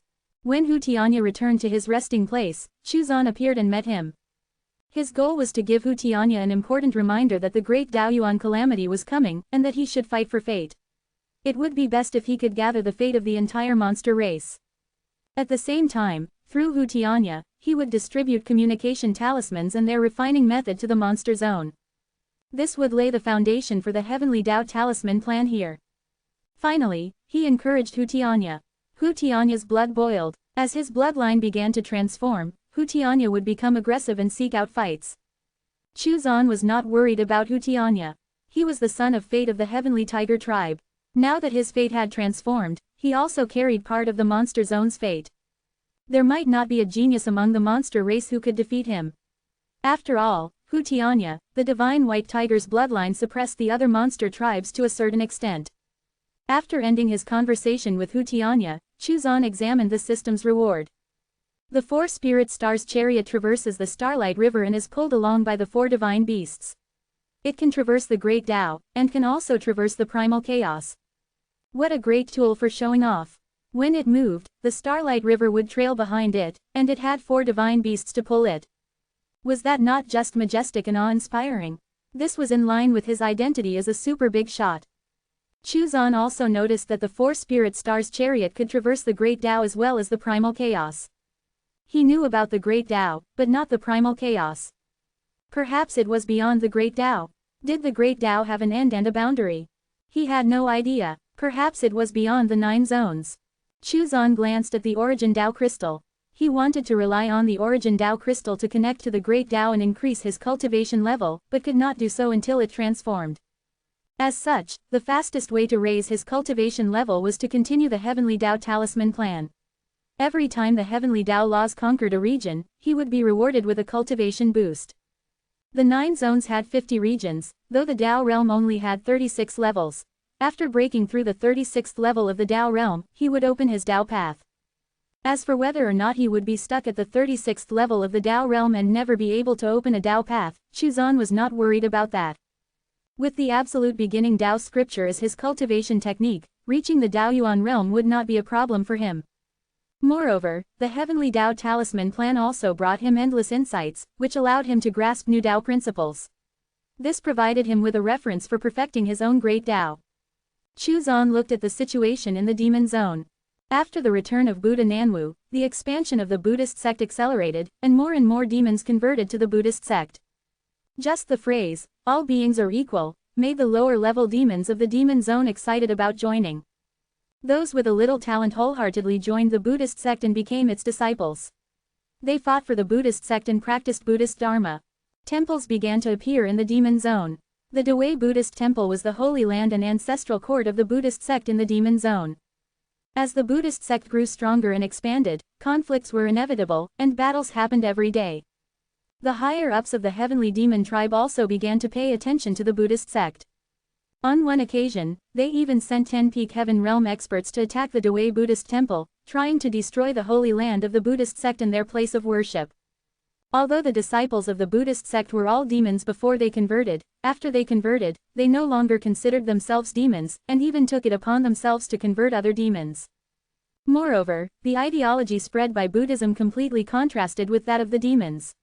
When these disciples saw other demons, they would recite, "Almsgiver, you have sinned greatly, put down the butcher's knife, convert to Buddhism," and so on. Furthermore, the chanting of Buddhist scriptures restrained the demon race to a certain extent and could purify the demon power, which was absolutely unacceptable. Thus, the heavenly demon tribe's higher-ups made a move. Chapter 272, Buddhist Region. The Buddhist sect began to develop rapidly. However, in the entire demon zone, its area of influence was only half a region. The 5 regions of the demon zone, in terms of size, surpassed the northern zone, and was almost the same size as the central zone, the most prosperous zone of the human race, which was divided into 10 regions. Although the higher-ups of the heavenly demon tribe decided to take action, they did not mobilize in full force. After all, the Buddhist sect only occupied half a region's influence and could only be considered a medium-sized force in the demon zone. How could it be compared to the heavenly demon tribe? They were confident that 10 peak heaven realm experts were sufficient. After all, the experts of the heavenly demon tribe were 30% stronger than the other experts of the demon race. Moreover, Buddhism had just been established, so they had limited heaven realm experts, and might not even have peak heaven realm experts. In the end, once they entered the Dawei Buddhist temple, they never returned. The heavenly demon tribe realized that something was wrong. None of those 10 peak heaven realm experts had returned. They were furious. The Buddhism sect was clearly provoking the heavenly demon tribe. This was unforgivable. They sent out another 10 peak heaven realm experts, led by 3 half-step divine realm experts, to destroy the Dawei Buddhist temple. In the end, the eminent monks who walked out of the Dawei Buddhist temple turned out to be the 10 peak heaven realm experts who had attacked the temple previously. What was even more terrifying was that 4 of these 10 people had already reached the half-step divine realm. All of them had kind faces and shiny bald heads. They wore kasayas and clasped their palms together. Benefactor, put down the butcher's knife and become a Buddhist immediately. The heavenly demon tribe experts were furious. They realized that something was wrong. Something was very wrong with the Buddhist sect. They were not fools. With those 4 half-step divine realm experts present, they would not be able to defeat them. As such, they wanted to retreat immediately, but the formation of the Dewey Buddhist temple was activated, trapping them inside. Buddhist light surged, and the sound of chanting could be heard continuously. Demon Buddha, who was dressed in a snow-white monk robe, clasped his palms together and walked over to convert them to Buddhism. The final attackers were those 3 half-step divine realm experts with strong wills. They were extremely loyal to the demon race and could not be converted, so they were killed. The other 10 people, however, were all converted. The array formation of the Dewey Buddhist temple contained the blessing of the Buddha Nanwu. The 10 experts of the heavenly demon tribe naturally could not withstand it. After another failed attack, the heavenly demon tribe fell silent. They knew that something was wrong with the Dewey Buddhist temple. The Buddhist sect continued expanding and finally occupied a region, which they named the Buddhist region. Every demon in this region had converted to Buddhism. As far as the eye could see, almost all of them were bald. The Buddhist clan was thereby established. Once the Buddhist clan was established and occupied a region, the system's reward arrived. Your disciple, Demon Buddha, led the Buddhist clan and made it stronger, occupying a region in the demon zone. You have been rewarded with an advancement for the left and right Buddhist attendants. Tao Realm. After advancing, the left and right Buddhist attendants reached the first level of the Tao Realm. He finally possessed Tao Realm subordinates, which strengthened the forces under Chuzan's command. Chu Yi and Chu Er were now half-step Tao Realm experts. If they transformed once more, they would be able to reach the Tao Realm. They were no longer soul puppets. They were already in a new type of life form with their own thoughts and consciousness. However, for the time being, neither Chu Yi nor Chu Er could transform and step into the Tao Realm. They had to wait for the origin Tao crystal to transform and upgrade before they could do so. Chuzan was about to close the myriad heavenly mirror, when he suddenly realized that a powerful aura had erupted in the demon zone. Divine Realm, an ancestor of the demon race. Once the Divine Realm experts left the desolate ancient zone, they naturally returned to their respective zones. The demon race Divine Realm experts were no different. After the heavenly demon tribe suffered 2 defeats, an ancestor of the demon race personally took action. Buddha Nanwu stood up and chanted the Buddhist scriptures. With a flash, he arrived outside the Buddhist region. Amitabha, benefactor has committed a grave sin. Put down the butcher's knife and join our Buddhist sect. Sincerely repent and wash away your sins. You're courting death. The Divine Realm ancestor of the demon race was furious. He was merely a bald man at the first level of the Divine Realm, yet he dared to say such impudent things. The cultivation level that Buddha Nanwu displayed externally was just that. The Divine Realm ancestor of the demon race had reached the 4th level of the Divine Realm, so he naturally did not take Buddha Nanwu seriously.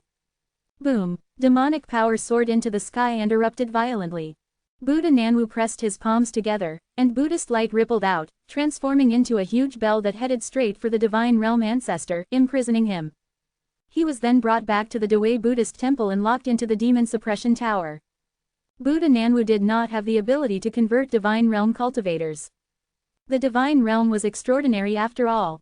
When Chuzan saw this scene, he pondered on whether or not to send the world-purifying glazed pagoda over to help convert the demon race's experts. There were definitely more than one demon race Divine Realm expert. If all of them were to be converted to Buddhism, then the process of the Buddhist clan taking over the demon zone would increase rapidly. If even their Divine Realm experts converted, how could the other demons resist? They probably would not. With this thought in mind, Chuzan decided to send the world-purifying glazed pagoda over and make it the supreme treasure of the Buddhist clan. No one could take away the world-purifying glazed pagoda anyway. Chuzan was still its master, and could take it back at any time. He immediately appeared through the image projection and met with Demon Buddha and Buddha Nanwu. He encouraged them and taught them the scriptures. The Buddhist clan of the 9 zones has just been established, so it needs a supreme treasure. This world-purifying glazed pagoda will be the supreme treasure of the Buddhist clan. Chuzan then sent the world-purifying glazed pagoda over. At the same time, he gave Demon Buddha and Buddha Nanwu the permission to use OT. He also gave them the right to assign permission to others to use it. After obtaining the world-purifying glazed pagoda, Buddha Nanwu immediately threw the Divine Realm demon ancestor into the 2nd level of the world-purifying glazed pagoda to suppress and convert him. The glazed pagoda had a total of 7 levels, and each level was more powerful than the one before. The 2nd level was sufficient to convert the Divine Realm demons. In fact, the 1st level could convert Divine Realm demons as well, but it would take a longer time. Chuzan asked Demon Buddha and Buddha Nanwu to start promoting communication talismans in the demon zone to lay the foundation for the Heavenly Tao Talisman plan. After ending the conversation, Chuzan raised his head up into the sky. The Heavenly Tao laws were about to take over the western region. The Great Daoyuan calamity was getting closer. Chuzan's next goal was to help the Heaven Realm experts under the Heavenly Tao laws advance to the Divine Realm in order to strengthen the Heavenly Tao laws. Chapter 273, The Shang Family of the Southern Zone. Although Chuzan was busy with the Heavenly Tao Talisman plan, he would occasionally pay attention to his disciples. Southern Zone, Eastern Region, Shang Family. Shang Xing had returned. The news of the freak B***starred son of the Shang family returning quickly spread throughout the Shang family.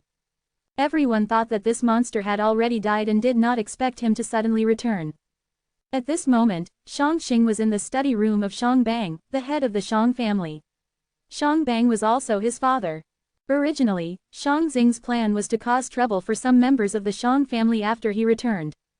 However, after he found out from Chuzan that there seemed to be a secret hidden behind the matter of his mother, he restrained himself first.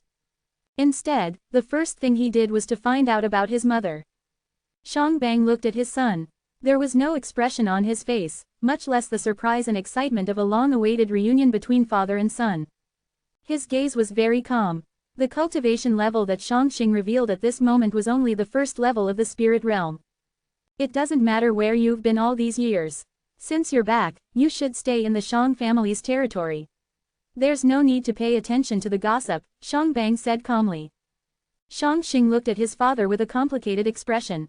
Ever since he was young, his father's attitude toward him had always been the same. There had been no changes, and he had never felt any care from his father. Even when he was mocked and bullied in the Shang family, his father had never stood up for him. His father had not even bothered examining the strange disease he had. Was his father's attitude due to his status as an illegitimate son? Shang Xing could not figure it out. I came back to settle some accounts and investigate some things. Shang Xing's gaze carried a hint of coldness as he said this. Shang Bang was silent for a moment before he said, "Do you have the ability to do so? Don't bring shame upon yourself. It's up to you whether you want to settle accounts or not." He then added, "Those in the Shang family, you are not allowed to kill." Killing or not killing was not within Shang Xing's considerations. He only wanted to vent his anger. If he needed to kill someone in order to vent his anger, he did not mind killing. If the Shang family would not tolerate it, then he would leave the Shang family. "I'm not sure if I will kill someone. What if I do?" Shang Xing said calmly. According to the rules of the Shang family, family members are not allowed to kill one another. They might have mocked and humiliated you, and you can do the same to them, but you are not allowed to kill anyone. For the first time, Shang Bang's tone became serious. Shang Xing nodded. If he did not kill them, so be it. Perhaps humiliating them was better than killing them to vent his anger. Having the person who they once mocked and bullied trampling them under his feet. That would probably be worse than killing them, right? I want to investigate something. It's about my mother. Shang Xing looked straight at Shang Bang. However, the expression on Shang Bang's face did not change much. What is there to investigate? Your mother has gone missing. Missing? Do you know my mother's background? A maid of the Shang family. Shang Bang looked at him impatiently and said, "All right, you can leave now." Shang Xing pressed his palms on the desk and stared at Shang Bang. "You are my father. My instincts tell me that you know something. Do you know what's going on with my bones? I don't know. You can leave now." Shang Bang waved his hand to chase him away. Shang Xing did not move. "My bones are innate fiery bones. It is a special physique. Did you really not know, or were you just pretending not to know?" Shang Bang's expression changed. It was the first time he looked at Shang Xing properly. He frowned slightly and asked, "Innate fiery bones? I have never heard of such a special physique. It should be." After staring at Shang Xing for a few breaths, he continued, "It should be the fire elemental physique, not some innate fiery bones." Whether it was the fire elemental physique or innate fiery bones, it meant that Shang Bang knew that he was not a monster. Shang Xing grinned and said with a self-deprecating smile, "Regardless of which one it was, you are my father. Why did you sit by and watch me be ridiculed as a monster?" Shang Bang was silent for a while before he said, "The fire elemental physique is very special. It requires a special secret technique to be activated in order to stimulate one's talent. And your fire elemental physique is even more special. Shang Xing's eyes flashed. The key clue to his mother was this fire elemental physique. In the southern zone, or in the entire 9 zones, which family had the bloodline of the fire elemental physique? Perhaps, he would be able to find out some information about his mother from this. Naturally, Shang Xing did not think that he had the fire elemental body. If his master said that he was born with the fire bone, then he would not be wrong. The Shang family does not have a secret technique to activate the fire elemental physique, right? Which family has the bloodline of the fire elemental physique? Which family does my mother come from? Shang Xing asked. Shang Bang frowned and said, just stay in the Shang family's territory. Your mother's matter is not something you can interfere with. As expected, you do know. Even if you don't tell me, I can and will find out. Shang Xing turned around and left the study. Seeing Shang Xing leave, Shang Bang frowned. After a long while, he said, Huying, don't let him investigate this matter. There was a flash of fire in the study room, and a muffled voice replied, yes, master. Shang Xing left the study room feeling stifled. His father knew everything, but had allowed him to be laughed at and bullied anyway. Whether there was a hidden reason behind this, or if he had no other choice, he could not accept it. It was time to find someone to vent his anger on. He walked toward one of the courtyards of the Shang family. Just as he arrived at the entrance of the courtyard, he heard a mocking voice, yo, isn't this the Shang family's disgraceful little monster? He didn't die out there, but actually came back. Boom, Shang Xing's heart was stifled. He could not be bothered to waste his breath. He immediately struck out, knocking the other party to the ground. The sound of bones breaking could be heard. You. The other party spat out a mouthful of blood, his face filled with disbelief. Shang Xing walked forward. His feet stepped on the other party's body, and the sound of bones breaking could be heard again. You're not as good as the person you called trash. What right do you have to be arrogant? At this moment, Shang Xing felt very comfortable after stepping on an enemy. He kept going. Yo, it's the shame of the Shang family. You monster, you still have the face to come back. Another mocking voice was heard. Following that, there was a scream. The aura of an emperor-level cultivator erupted briefly before disappearing. In this small courtyard, Shang Xing was taking a stroll. Every step he took was on someone's body. The sound of bones breaking was like a beautiful melody. A bunch of trash. You guys are a waste of resources. Say, have you guys been busy eating sh*t all these years? Your cultivation levels haven't improved at all. All the resources of the Shang family have been wasted on you. Are your lives still worth living? Kill yourselves. The Shang family members on the ground were miserable. Their eyes were also burning with rage. You just attacked your own family. You. Shang Xing directly stepped on the other party's face, and his entire face deformed. Chapter 274, Myriad Wonders House. Shang Xing sneered, attacking my own family. It doesn't matter unless I kill all of you. And even if I do, so what? Shang Xing looked down at his peers who were lying on the ground. He said with murderous intent, don't provoke me, or I'll kill all of you. The entire courtyard fell silent. The people lying on the ground no longer dared to speak. Shang Xing seemed to be serious. They did not want to anger Shang Xing. What if he really killed them on impulse? Even if Shang Xing was punished by the family rules later, they would still be dead. What was the point? Their lives were more important. Shang Xing looked at them. He shook his head in disappointment and said, why did you stop insulting me? Why are you lowering your heads? Shang Xing smiled. He suddenly realized that he was no longer on the same level as them. There was no point in killing them. This could be considered as taking revenge for his past experiences. He shook his head, turned around, and left. He returned to the remote, shabby little courtyard where he had once lived. There were some weeds growing in the courtyard. It had been a long time since anyone had lived there. With a wave of his hand, flames lit up, and the grass was burned clean. After a simple cleaning, Shang Xing sat down on the stone bench in the courtyard. Dear readers, you are reading on our content stealing site. Please copy and search this link, web links, to support us.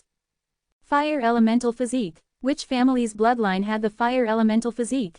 It would definitely not be a small family. Shang Xing took out the Myriad Zone's talisman. He was about to contact Heiyu to inquire about this matter. This junior sister of his was experienced and knowledgeable. After all, she was the mastermind behind Black Moon Tower. Furthermore, she had an extraordinary background. She knew far more than them.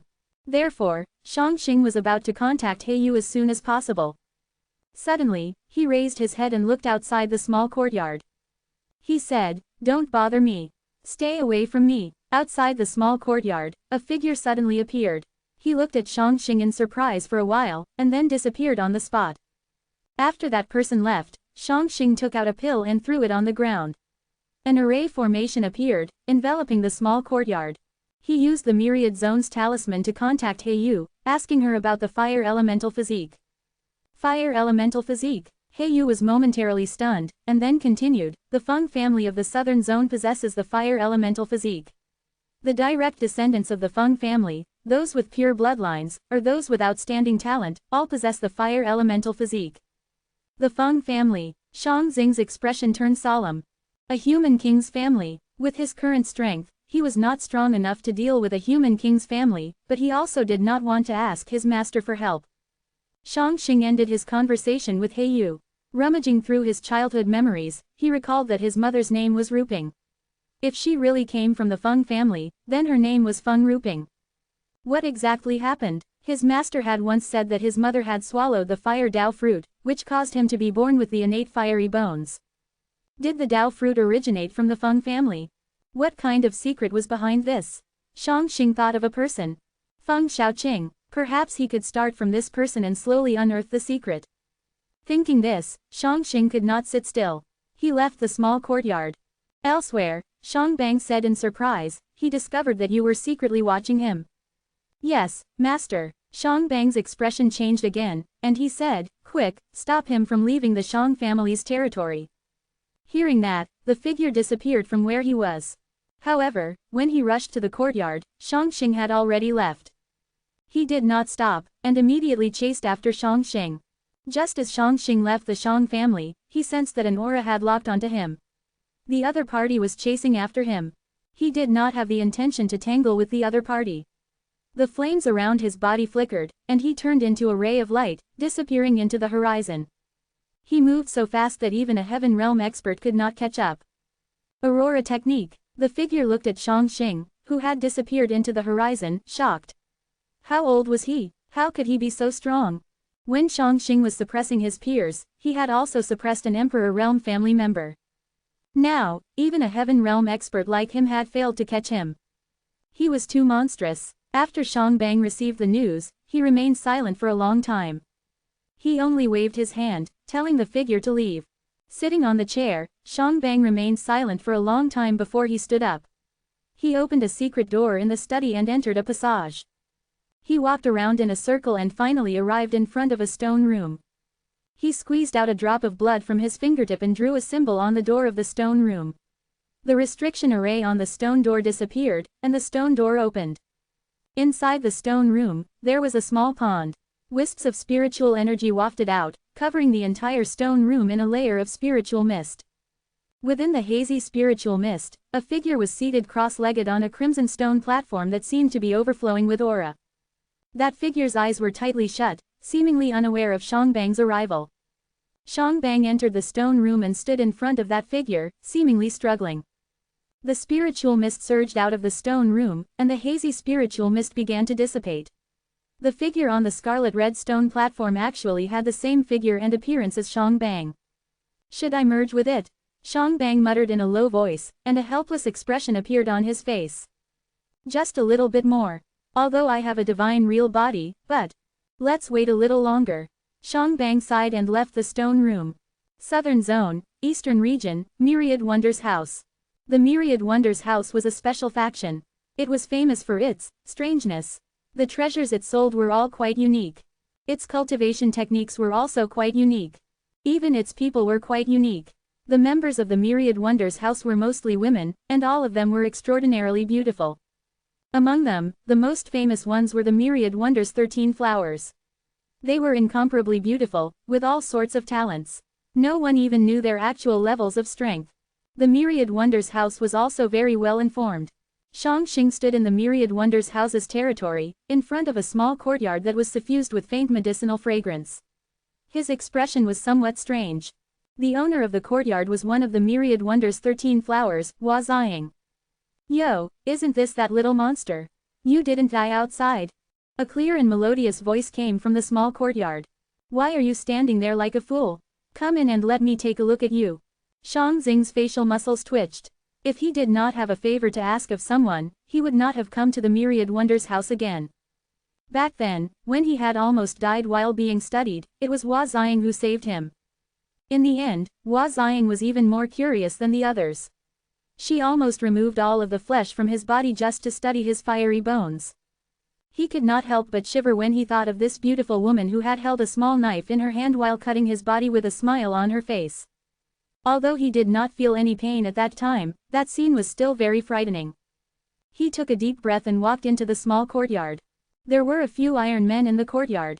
These were all puppets. Back then, Shang Xing had been very surprised by these puppets. He felt that the person who was able to create such puppets was definitely a master refiner. Seeing them again now, in Shang Xing's eyes, they were just wood and scrap metal. He had no interest in them at all. Chapter 275. You're not crazy, but I'm going crazy. As usual, Chu Zan was casually checking out how his disciples were faring. When he reached Shang Xing's turn, he saw his red-faced disciple being pressed to the ground by a beautiful woman. He did not expect Shang Xing to have an old lover in the southern zone. However, his old lover was really old. He thought that Xiao Liang's lover was already old enough. He did not expect that Shang Xing's lover was even older than Lu Piao. However, Shang Xing's lover was a little special. Was it related to the cultivation technique that she cultivated? Glancing at the Myriad Wonder House's territory and seeing the other 12 flowers, Chu Zan could not help but exclaim in surprise. This clone technique was quite exquisite. Splitting 12 wisps of the soul to condense 12 clones. Each clone had its own personality and consciousness. When separated, they were all in the heaven realm. Once the clones merged, who knew what the owner's cultivation would be? Shang Xing was blessed. Chu Zan did not continue watching. Shang Xing broke free from Hua Qianzi's hand. His face was red from holding it in. It took him a long time to calm down. With his current strength, he could naturally tell that Hua Qianzi was extraordinary. Of course, he only thought that she was very strong and should have reached the heaven realm. Moreover, she was definitely not a little girl. Sister Hua, I have something to ask of you. HMPH. Hua Xiang snorted softly, you have no conscience. You only look for me when you need something. The corners of Shang Xing's mouth twitched. He could not hold it in any longer. He sighed in his heart. It was his eldest senior brother who was farsighted. Having no woman in his heart would naturally be the best. Looking at the embarrassed Shang Xing, Hua Xiang narrowed her eyes and said, all right, little monster. Spit it out. What do you want?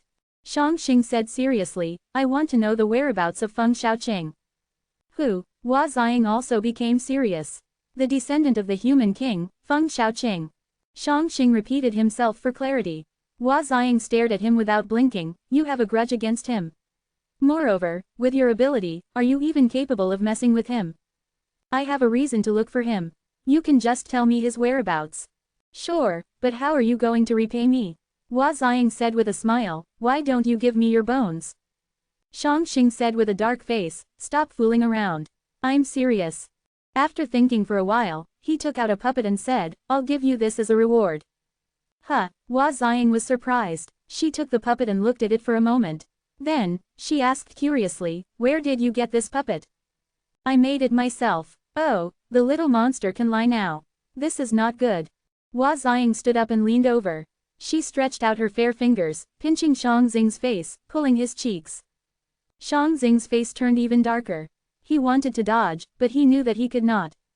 The difference in their strength was too large. Release me. Shang Xing raised his hand to pull away Hua Xiang's hands. The two of them struggled for a while until Shang Xing's hands touched a spot that should not be touched. Only then did it stop. You're really bad. Hua Xiang rolled her eyes at him and stored the puppet away. Forget it, I'll believe you for now. Then, she said seriously, tell me honestly, why are you looking for Feng Xiaoqing? The human king's Feng family is not an ordinary force. I want to ask him about someone. It won't be that easy. He won't give you any answers. Feng Xiaoqing is a very proud person. He has great ambitions. He wants to be the third human king of the Feng family. Hua Xiang shook her head and said. The Feng family has 2 human kings. Shang Xing asked in surprise.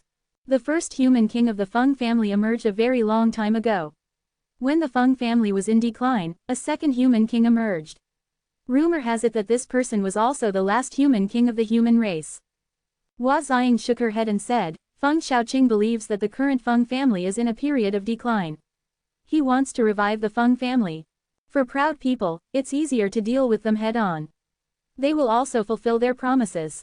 Shang Xing said in a deep voice, I want to challenge him. After beating him, I will ask him about that person, or to help me find her. Whereabouts? Is there something wrong with your brain? Hua Xiang's beautiful eyes widened in shock. You want to challenge Feng Xiaoqing? Do you have the ability? Little monster, listen to your sister's advice and don't throw your life away. Moreover, Feng Xiaoqing will not accept your challenge. Who do you want to find? Tell your sister and I'll help you find that person. Shang Xing said in a deep voice, this matter is not something you can get involved in. Just help me find Feng Xiaoqing. He will accept it. Even if he doesn't, I'll force him to accept it. Also, spread the news of this matter.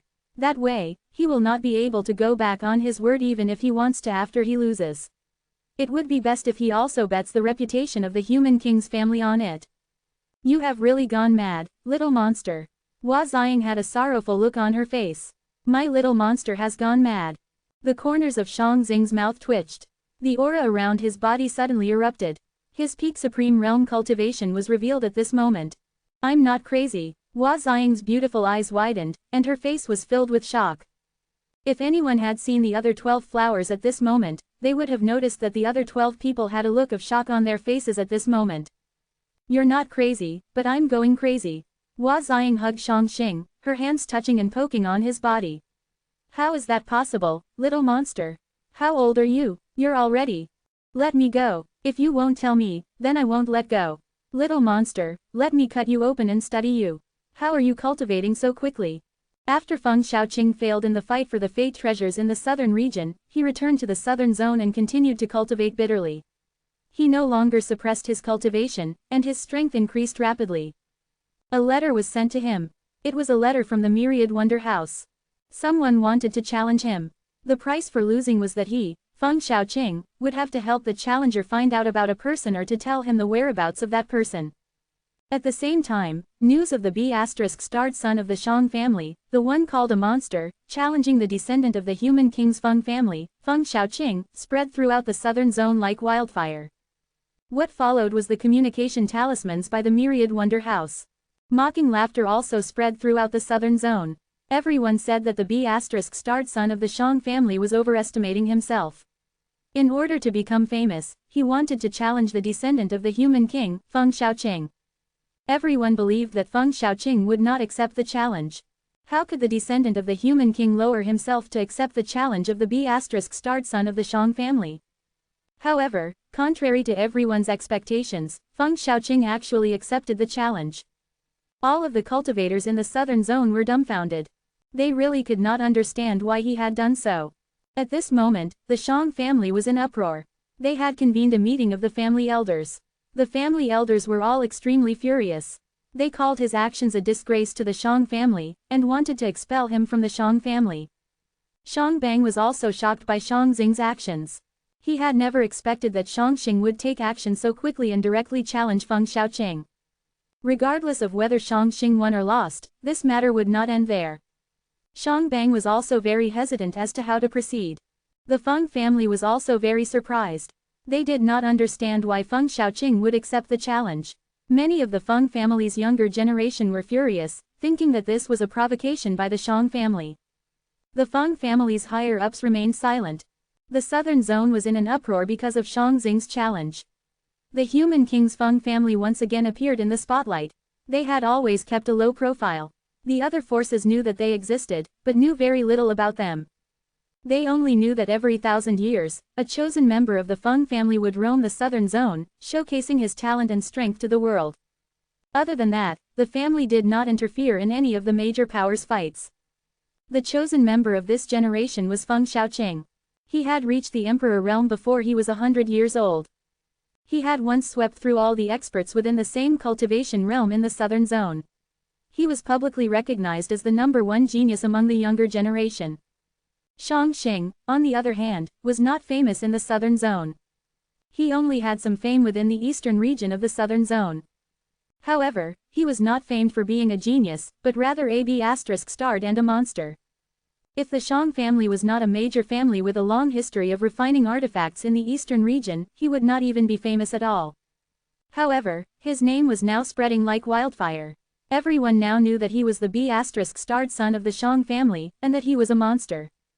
Many people even speculated that the Shang family was deliberately trying to make the Feng family look like fools.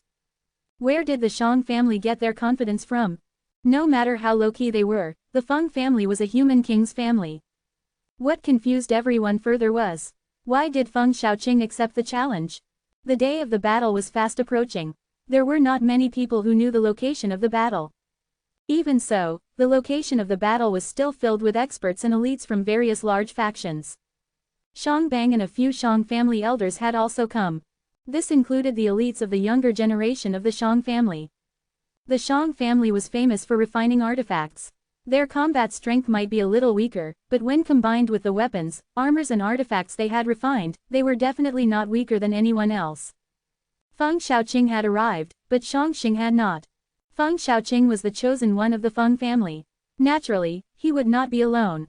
There were no lack of Dao protectors present. A boat-shaped artifact flew over from afar. Shangxing stood on the flying boat. The flying boat was a flying artifact he had refined. Standing beside him was Hua Xiang from the Myriad Wonders house. At this moment, Hua Xiang had already fused with 12 clones. After all, the battle between Shangxing and Feng Xiaoqing would be extraordinary. She had to have the strength to deal with the situation. Shangxing disembarked from the flying boat and walked onto the platform. He stood opposite Feng Xiaoqing. I didn't expect you to be that little monster from the Shang family, Feng Xiaoqing sighed. He had returned empty-handed from the fight for the fate treasures of the northern zone. Naturally, he had a deep impression of Shangxing and the others. The onlookers were all surprised. Feng Xiaoqing already knew Shangxing. I've heard that you are very proud. I happen to have some questions that I need to ask you, but since we are not friends, there is no reason why you would answer me. That's why I came up with this plan, Shangxing said calmly. Feng Xiaoqing had already reached the 3rd level of the Supreme Realm, which was monstrous by everyone's standards. However, Shangxing and the others had cultivated in the pocket dimension. Moreover, the resources and guidance they had access to was not something Feng Xiaoqing had. Although Shangxing was already at the peak of the Supreme Realm, he was not someone who would use his cultivation level to oppress others. Moreover, he really wanted to compete with Feng Xiaoqing. Feng Xiaoqing shook his head and laughed lightly. My pride is for others. I naturally cannot be proud in front of you, Brother Shang. If Brother Shang has any questions, I will naturally tell you everything. However, since the challenge has already been decided, let's have a battle. It just so happens that I want to experience your great skills, Brother Shang. As Feng Xiaoqing spoke, a fire phoenix rose from behind him. Then let's have a battle. Shangxing also revealed the power of the 3rd level of the Supreme Realm. Scarlet armor appeared over his body, and flames soared into the sky. His entire body transformed into a giant flaming figure. The great sun-burning sky technique. The onlookers were shocked beyond words, and their mockery ceased. Shangxing was very strong. He was not weaker than Feng Xiaoqing at all. The terrifying flames he exuded seemed to be able to burn everything. Hua Xiang was astonished. Shangxing actually wanted to compete with Feng Xiaoqing by suppressing his cultivation level. Perhaps this was the pride of a true Heaven's Blessed. He would not suppress others with his cultivation level. The Heavenly Dao Talisman floated in front of Chu Zan. At this moment, the Heavenly Dao laws were about to encompass the western region. There was only a tiny bit left. He raised his hand and tapped the Heavenly Dao Talisman. He used his Fate Dao principle to control the western region's fate. At the same time, the fate-suppressing Dao Cauldron was activated. The western region's region was bound to the Heavenly Dao laws. Finally, it was complete. Your Heavenly Dao Talisman plan has taken a step forward. It has encompassed the western region of the northern zone. You have been rewarded with a Dao realm level advancement. Chu Zan was overjoyed. Next would be the eastern region. Chu Pingfan was now the son of the fate of the eastern region, thus, it would not be too difficult for him to make progress there. Moreover, after taking over the western region, the Heavenly Dao laws became stronger. The western region was, after all, stronger than the southern region. The moment the Western region was encompassed by the heavenly Tao laws, the half-step Divine Realm experts, and the Divine Realm experts who had returned from the desolate ancient zone to the Western region, suddenly gained certain insights. It seemed that the laws of heaven and earth in the Western region had changed. At the same time, they felt that it was easier to cultivate now. This was especially true for the Divine Realm experts. For some reason, the Great Tao, which was originally unpredictable and difficult to comprehend, had become clearer now. Was the Great Daoyuan calamity coming? Their first thought was to suspect that the Great Daoyuan calamity was coming. They communicated with each other to discuss things, and soon realized that only the Western region had changed. This change was very similar to the South region. Thus, some Heaven Realm experts bought the Master of the Heavenly Tao, Close Contact with the Heavenly Tao, and other secret manuals from the Black Moon Tower. After reading them, their comprehension ability increased, and their bottlenecks were actually loosened. There was an old Heaven Realm expert who had exhausted his lifespan and was waiting to die.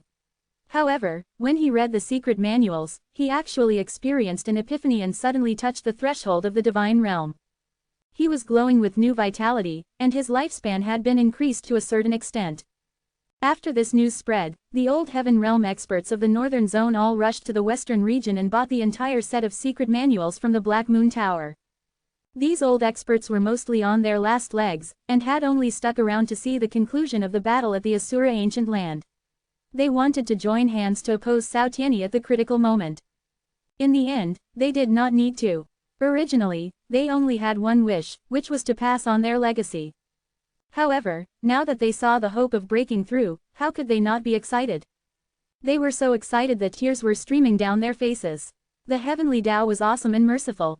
Chu Zan was comprehending the changes to the Heavenly Tao laws, when your disciple, Shang Xing, defeated the descendant of the human king and became famous throughout the southern zone. His fate has transformed. You have been rewarded with a lump of chaotic energy and an upgrade to your Fate Tao principle. The surprise came too suddenly. Chu Zan was overjoyed. This disciple of his was really capable. Shang Xing had just returned to the southern zone not too long ago, yet he had already given Chu Zan such a big surprise. Teaching and nurturing him had not been in vain. Chu Zan received the reward. The chaotic energy grew stronger, and its ability to temper his Tao principles strengthened as well. His Fate Tao principle rose by one level. Following that, he received the cultivation boost reward. The cultivation increased by one level, and Chu Zan once again entered a mysterious state. The fourth level of the Tao realm. He comprehended a new Tao principle. He had finally caught up with the weakest cultivator in the Great Tao Communication Group, Ying Kong. Chu Zan was confident that, given his strength, it would be no problem for him to crush Ying Kong. The feeling of increasing one's cultivation level was great. Chu Zan couldn't wait to devour the eastern region. At that time, his cultivation level would rise again. The northern zone was very calm. Countless experts gathered in the western and southern regions to gain the benefits of cultivating under the Heavenly Tao laws. In the blink of an eye, 5 years had passed. The eastern region had already become part of the Heavenly Tao laws. The northern region had also become part of the Heavenly Tao laws. At present, only the central region was left. Chu Zan's cultivation level had risen to the 6th level of the Tao realm. The development of the Black Moon Tower in the eastern zone had gone smoothly thanks to the assistance of the Luo family. Communication talismans had become a must-have item for the cultivators there. Just like the northern region, they had created information services such as the news headlines and talismans. Communication talismans had also begun to spread in the Demon Zone and Monster Zone, and were also being promoted within the Southern Zone. Everything was progressing according to plan. Recently, the Divine Realm cultivators had been appearing frequently in the 8 zones. Many large factions saw their Divine Realm ancestors return. Among some factions that were once enemies, one side had a Divine Realm ancestor return, while the other side did not. As a result, the ones without were exterminated. This caused chaos in a number of zones. The northern zone also had Divine Realm experts return, but they were relatively low profile and did not attract much attention. If the other party dared to cause trouble, Chu Zan did not mind sacrificing them for the growth of the Heavenly Tao laws. After all, the comprehension of that Divine Realm expert from the Great Evil Palace had already been used up. The Great Qin dynasty also developed rapidly over the years, and their armies had already started to take shape. It was worth mentioning that Qin Ying had come back and specially taught and trained the Great Qin army, wanting to rebuild the army of his past life. Qin Qian, the great empress, was becoming more and more powerful and ambitious. She was no longer satisfied with unifying the southern region. However, her strength and talent could not support her ambition. Chu Zan did not continue to give her more support. Even if she wanted to unify the northern zone, she could not. Qin Ying could, but his current focus was the eastern zone. It was not yet time to unify the northern zone. After the northern zone came under the heavenly Tao laws, he would unify it and gather his strength to deal with the great Daoyuan calamity. As for the person who would unify the northern zone, Chu Zan already had a candidate in mind. He Yu, she cultivated the heavenly Tao scripture, and regardless of whether it was in terms of methods or knowledge, she was capable enough to shoulder this heavy responsibility. Moreover, she had the heavenly Tao seal that Chu Zan had bestowed upon her. To a certain extent, she could control the power of the heavenly Tao laws. Chu Zan was nurturing her to become the first supreme heavenly Tao expert. The central region was the core of the northern zone, and thus the expansion of the heavenly Tao laws here was the slowest. It would take a few years before the heavenly Tao laws would completely encompass the central region. Still, once they were done with the central region, their work in the northern zone should be pretty much done. Chu Zan took out the Chaos Tao mirror and began to search for experts again. Over the past 5 years, a few Tao realm experts from other races had been added to the Great Tao Communication Group. However, there were no new Daoyuan realm experts. Hong Yuanchu and the others continued to inquire about the Great Calamity, but to no avail. They even met up with other Daoyuan realm experts, but failed to find any useful information. However, they did not pull in these Daoyuan realm experts into the group, as they were not too familiar with that group. Also, joining the Great Tao Communication Group was a fortuitous opportunity, and one that they would not give to just anyone. Chu Zan could not say anything about this. He could not directly ask Hong Yuanchu to drag them in, after all, that would make his motive too obvious. Chu Zan kept them in suspense. A scene appeared on the Chaos Tao mirror. A huge iceberg could be seen. As the image projection zoomed in, more than 10 snow-white cocoons were in an ice cave. Behind these cocoons, a beautiful woman with jade-like skin sat cross-legged on an ice bed. Her body was covered in a thin, snow-white veil, and her graceful figure gave off a hazy feeling. It might have seemed like a thin veil, but it made it impossible to see her body clearly. Chu Zan was surprised. There was finally a Daoyuan realm expert other than from the human, monster, and demon races. Her information appeared on the Chaos Tao mirror. Bing Luoxing was born in the middle stage of the 4th Daoyuan. She was one of the ancestors of the Ice Silkworm race, and opened her Tao path at the end of the 6th Daoyuan. Chu Zan was shocked. This ancestor of the Ice Silkworm race was actually born in the 4th Daoyuan and opened her Tao path at the end of the 6th Daoyuan. She had lived quite a long life, and had taken 2 full Daoyuan to open her Tao path. It had to be said that her lifespan was very long. Moreover, her luck was also excellent. She had actually survived 2 great Daoyuan calamities before opening her Tao path. In terms of seniority and age, she was much older than the people from Hong Yuanchu's time. Chu Zan did not know if she knew about the Great Tao Calamity, but since she was born during the 4th Daoyuan, there was a high probability that she did not know. At the same time, Chu Zan was also very curious. Was there a person who opened their Tao path during the 1st Daoyuan? Or even a Daoyuan realm expert from the 8th Great Tao era? Could some have survived? The waters of the 9 zones were a little deep. Fortunately, these experts were all staying in the void zone of the primordial land and wouldn't enter the 9 zones. Chu Zan did not choose to move Bing Luoxing into the Great Tao Communication Group immediately. Instead, he greeted her, "Hello, fellow Taoist." Bing Luoxing opened her eyes. Her expression was calm and as cold as ever. Perhaps the shock in her heart did not show on her face. "Who are you?" "My name is Chu Zan. I have established a Great Tao Communication Group. Those who are fated may enter, and it so happens that I stumbled upon fellow Taoist." Bing Luoxing was silent for a moment before she said, "I don't want to be disturbed." "Fellow Taoist, if you don't want to be disturbed, you can ignore the messages in the group. Besides, a great calamity is coming. Fellow Taoist, you should make some preparations and communicate with the other fellow Taoists," Chu Zan said with a smile. "Great calamity? The Great Daoyuan, what does it have to do with us?" Bing Luoxing asked with a frown. "The Great Daoyuan calamity is a minor calamity. The true Great Calamity comes after that, and even Daoyuan realm experts will fall." "Really?" Bing Luoxing asked. Chu Zan smiled. As expected, as long as it involved the Great Tao Calamity, no one would be able to remain calm. Naturally. Alright, I'm willing to join the group then, Bing Luoxing said after a moment of silence. Chu Zan pretended to ask for her name. Then, he moved Bing Luoxing into the group. Welcome, fellow Taoist Bing Luoxing. Then, he added, fellow Taoist Bing Luoxing opened her Tao path before fellow Taoist Hong. Oh, you opened your Tao path before I did. Hong Yuanchu did not seem to believe it. Mo Tu did not believe it either. He said, up until now, I haven't seen a second person who opened their Tao path before we did. As for why he said, second person, it was because in their hearts, Chu Zan had definitely opened his Tao path before them. Fellow Taoist Hong, you opened your Tao path at the end of the 7th Taoyuan, while fellow Taoist Bing Luoxing opened her path at the end of the 6th Taoyuan. Furthermore, fellow Taoist Bing Luoxing was born during the middle stages of the 4th Taoyuan. The group fell silent once more. Bing Luoxing was shocked as well. How did the other party know that she was born during the middle stages of the 4th Taoyuan?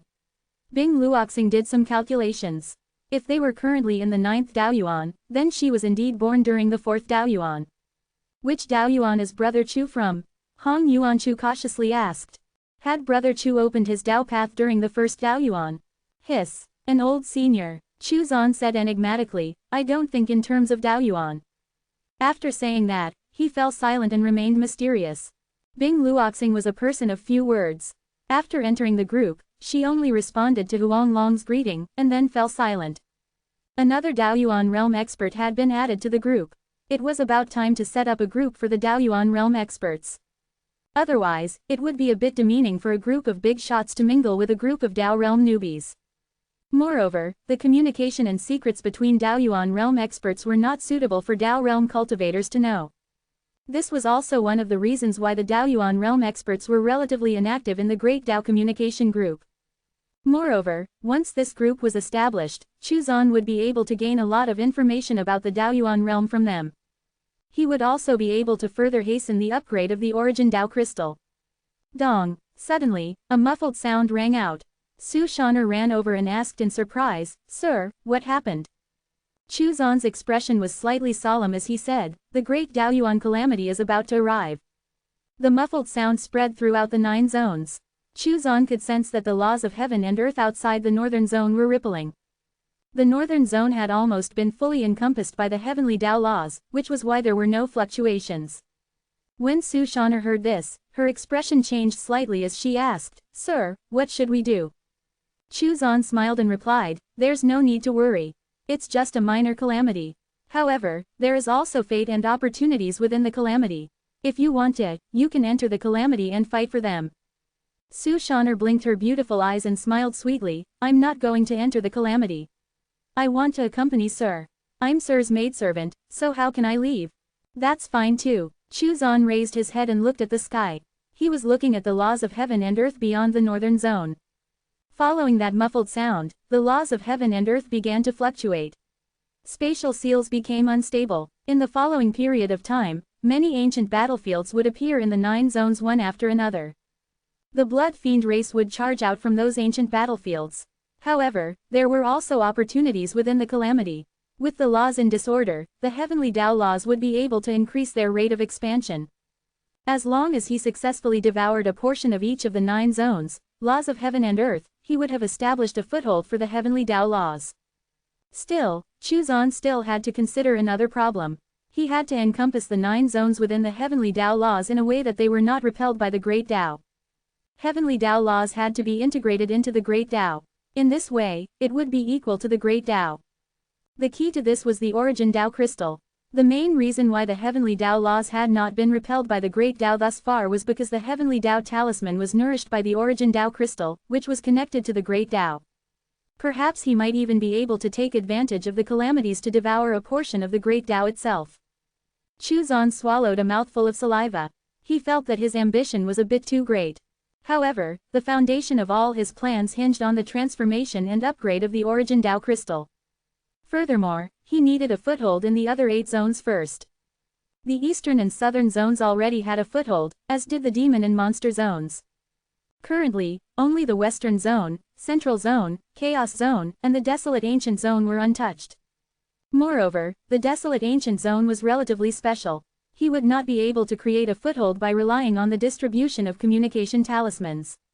Moreover, the central area of the desolate ancient zone was the desolate ancient primordial land, where the Tao realm experts resided. It would be difficult to carry out the heavenly Tao talisman plan there undetected. However, when the great Tao Yuan calamity was at its most intense, and the Tao realm experts entered the calamity, there would be an opportunity for Chuzan to act. However, he also had to consider the void zone where the Tao Yuan realm experts resided. Chuzan pondered on this matter for some time. He figured that it was best if he started by deceiving Ying Kong and the other Tao realm cultivators by giving them something which would establish a foothold in the desolate ancient zone. At the same time, he needed to make some preparations for the outer regions of the desolate ancient zone. It was time to give Ren Chang some missions, and maybe use Luo Ming as well. Chapter 279 Qian Region, Qian Ming. Chuzan thought about how to establish footholds in the western, central and chaos zones. He did not have a disciple from the western zone, and although Heiyu was from the central zone, her identity was special, and she did not have the necessary strength to tackle the central zone, which was the strongest of the 9 zones and also the core of the human race. The chaos zone was a relatively special zone.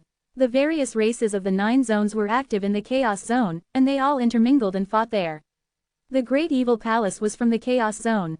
Since the little evil king had a grudge to settle with the evil son, it might be a good idea to send him there. The only problem was that the little evil king was not strong enough. In any case, he did not need to bother about what the little evil king could do. He just needed to use him as an agent to introduce the communication talismans to the chaos zone. Chuzan decided to send Du Yuan to be the little evil king's backer. However, Du Yuan was also a little weak, so Chuzan would need to raise his cultivation level first. Chuzan had enough treasures to do this anyway. After making the decision, Chuzan called Du Yuan over. He gave Du Yuan 2 Tao fruits and asked him to cultivate in the pocket dimension and break through to the divine realm quickly, as he had a mission for him. Du Yuan was very excited. After Du Yuan left, Su Shaner expressed her envy. "Sir, give me one to taste." Chuzan rubbed her head and said, "Have you not already consumed a lot of heavenly treasures? You are different from him. You have to cultivate diligently. Only by cultivating step by step will you have a solid foundation that doesn't limit your future cultivation." Still, Su Shaner wanted to at least taste the Tao fruit. Chuzan did not know whether to laugh or cry. He said, "When you're about to break through to the heaven realm, I'll give you one." "Thank you, sir." Su Shaner smiled sweetly. Chuzan was muttering to himself. When would he let this little maidservant leave and explore the world? He also wanted to see if she could trigger the system's rewards for him out there. Without the process of cultivation and adventure, how could they trigger the system's reward for him? Therefore, even if Chuzan had treasures and the ability to quickly increase the strength of his disciples, he would not do so. When Du Yuan broke through to the divine realm, he would bring the little evil king to the chaos zone. Perhaps the little evil king might even successfully take revenge on the evil son while he was there. That might even trigger a system reward. Chuzan looked at the lucky mystic realms in the courtyard. Since the western and central zones were a blank slate, he would set them up there. He would place even more treasures and cultivation techniques in them. They would be of a higher level than before. Chuzan took out the myriad heavenly mirror. It had been a long time since he had used its random connection function. He currently lacked manpower to carry out the heavenly Tao talisman plan, especially in the central and western zones. It was time to try his luck, sort of. As Chuzan activated the myriad heavenly mirror, the fate Tao principle swirled around him. He focused on the thought of finding a child of fate. Fate was extremely mysterious. Now that he possessed the fate Tao principle, Chuzan naturally had to use it to find a disciple for himself. The scene on the myriad heavenly mirror unfolded. Central Zone, Qian Region. Compared to the northern, southern, eastern, and western zones, the central zone was the largest and was divided into 10 regions. Qian Region was one of the 10 regions of the central zone. Its overall strength was ranked second only to the central region. Qian Ming was covered in injuries. He lay in a desolate valley and panted. His eyes were filled with confusion and a trace of despair. He hailed from an ordinary background and had grown up in a small village. After going through many ups and downs, he finally joined a sect. This sect was not considered a major force in the Qian region, and only had one heaven realm ancestor in charge. Still, for Qian Ming, it was already a very lucky thing to be able to join such a sect and obtain a proper cultivation technique. Unfortunately, the good times did not last long. Within 3 years of joining the sect, he had been bullied because he had offended the grandson of the sect's ancestor. The other party had treated him like a source of entertainment. In order to tease him, they had intentionally asked a senior sister to pretend to like him and treat him with kindness. Then, the other party had suddenly appeared and snatched his senior sister away in front of him. He then insulted her and mocked him. He was furious and wanted to kill the grandson. However, the sad thing was that this was just a show to make fun of him. His senior sister's kindness was fake. Qian Ming was completely dumbfounded. At that moment, he almost broke down. Still, his tenacity helped him to endure, and he became taciturn and ignored the other party's mockery. It was as if he had lost his soul. Then, when the ancestor's grandson felt that it was no longer interesting and tried to kill him, Qian Ming found the right opportunity to attack. He killed the ancestor's grandson swiftly and decisively. However, he naturally was pursued and hunted down after that. During this process, Qian Ming experienced many twists and turns before finally breaking through to the first level of the Emperor realm. However, he lacked a cultivation technique. No matter how talented he was and how determined he was, the lack of a proper cultivation technique was an obstacle that he could not overcome. Then, the ancestor of the sect personally made a move to pursue and kill him. Facing a Heaven Realm expert, Qian Ming felt despair. He was only an Emperor Realm cultivator. After escaping to this valley, Qian Ming was at the end of his rope. He had consumed too much spiritual power, and his entire body was exhausted. He was lost and in despair. Qian Ming did not understand. Why was his life like that? He clearly had talent, so why did he always encounter setbacks again and again? After leaving the small village, he had been ranked at the top of the Empire's Academy assessment. However, because a certain unruly young lady from a large family was dissatisfied with him and loathed him, she had disqualified him from the assessment. After going through many twists and turns and narrowly escaping death several times, he finally left that empire and entered the sect with great difficulty. However, in the end, he ended up like this. Qian Ming even suspected that he was cursed with bad luck. It seemed that this was the end for him. Chapter 280 Taking Qian Ming as a disciple. Qian Ming could already sense the powerful aura of the Heaven Realm sect ancestor approaching. It was hopeless. A mere Emperor Realm cultivator had no way to resist a Heaven Realm expert, much less escape. Qian Ming trembled as he prepared himself for death. Suddenly, there seemed to be some slight fluctuations in the valley. A halo appeared in the sky. Then, an unknown spatial passage suddenly materialized not far above him, and a small courtyard appeared at the end of that passage. The seven-colored divine light was bewitching, and a figure exuding heaven-shaking power was shrouded amidst the radiance of that light, making it impossible to see his face clearly. Qian Ming was shocked. What kind of terrifying expert was this? Divine Realm. Chu Zan was a little stunned when he discovered Qian Ming lying in the valley. This young man's talent was indeed quite good. Could it be that the geniuses of the Central Zone were all like this?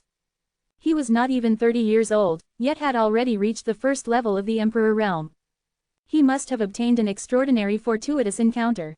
He was also a son of fate. It was obvious that he was being chased. Chu Zan had already noticed the Heaven Realm expert charging over. An ordinary Emperor Realm cultivator would definitely die after encountering a Heaven Realm expert. However, this man in front of him would not die. This valley was somewhat unusual. If nothing unexpected happened, before the Heaven Realm expert arrived, the valley would swallow him into the ground. Heaven's Secret's Origin Probing Technique. This time, Chu Zan activated the Myriad Heavenly Mirror while using his Fate Dao principle, so he was pretty excited to see the results. Qian Ming, the son of Fate of the Central Zone's Qian Prefecture, came from a humble background and has experienced many hardships. After reading through Qian Ming's information, Chu Zan clicked his tongue in wonder. All of these children of fate experienced many hardships in the early stages of their lives. This guy, Qian Ming, was a little too miserable. He had just fallen in love with his gentle senior sister, but in the end, she was snatched away and humiliated in front of the villain.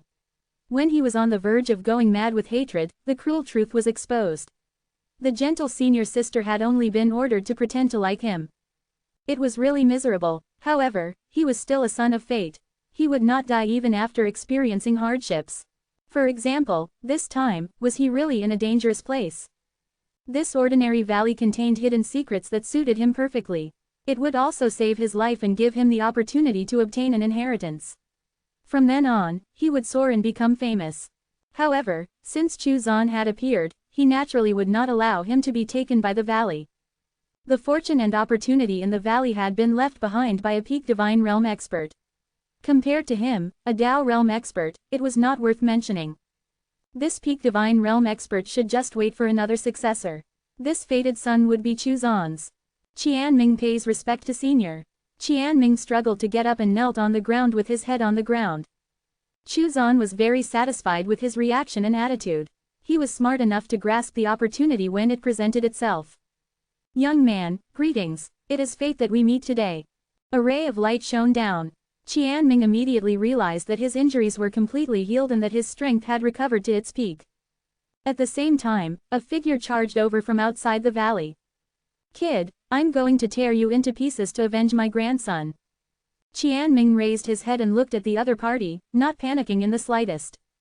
Noisy. A soft shout came from within the mysterious halo of light. The sect ancestor, a dignified heaven realm expert, noiselessly turned into a bloody mist and dispersed. Too powerful. Qianming swallowed a mouthful of saliva. Just how powerful was this mysterious senior? With a single word, he killed a heaven realm expert. Even a divine realm expert could not do that, right? Thank you for saving my life, senior. Qianming respectfully kowtowed. There's no need to be so polite. I happen to be strolling through the 9 zones. It's also an opportunity for you to have met me. Looking at your level of talent, are you willing to take me as your master? Chu Zan asked with a smile. I'm willing. Qianming was overjoyed. His opportunity had finally come. He kowtowed respectfully once again and said, Disciple Qianming greets master. Good, good. Chu Zan was very satisfied. He could finally prepare to create a foothold in the central zone. Since you've acknowledged me as your master, I'll teach you a cultivation technique. Chu Zan had too many cultivation techniques. Now that this son of fate had acknowledged him as his master, he needed to give him a boost so that his new disciple would be able to start triggering system rewards for him. After examining Qianming's talent and aptitude, Chu Zan found a technique that suited him the most. Heaven and Earth Myriad Transformation Technique. Qianming was so excited that he cried. He finally had a proper cultivation technique. For a single technique, he had put in a lot of effort, but in the end, he had suffered many setbacks. Moreover, the techniques he had found were all too ordinary. Chu Zan began to teach Qianming the technique. Naturally, he also taught his new disciple the standard set of secret techniques that his other disciples had. Concealing one's aura, changing one's appearance, and so on. As well as the Aurora technique, which was famous for its speed. In the future, when these disciples met each other in the 9 zones, they would be able to recognize that they were from the same sect after seeing their unique cultivation techniques and auras. Other than cultivation techniques, he naturally also had to provide his new disciple with cultivation resources. After all, Qianming was a bit too miserable. Moreover, his new disciple would be in charge of creating the foothold in the central region for the implementation of the Heavenly Dao Talisman plan. As such, he had to get stronger quickly. He also passed the communication talismans and their refining method to Qianming. He wanted him to find an opportunity to make use of it. Whether it was to sell it to a large faction in the central zone or to cooperate with a large faction, it was up to him. Of course, given Qianming's current strength, there was a high chance that he would be devoured by a large faction. As long as the communication talisman spread throughout the central zone, it would be fine. Chu Zan did not care whether the profits from selling the communication talismans went to Qianming or not. After imparting the cultivation and secret techniques, and giving him sufficient cultivation resources, he also gave him emperor-level, heavenly and divine artifacts. At the same time, he covered the valley and set up a large formation. This would allow Qianming to cultivate in peace so that his strength could rise to a higher level. Qianming cherished this opportunity very much. He worked hard in the valley to cultivate. When he became powerful, he would destroy that sect. He wanted to make those who had mocked him in the past pay for their sins. He had wandered from place to place and experienced many hardships throughout his life. It was impossible for him to not have any resentment in his heart.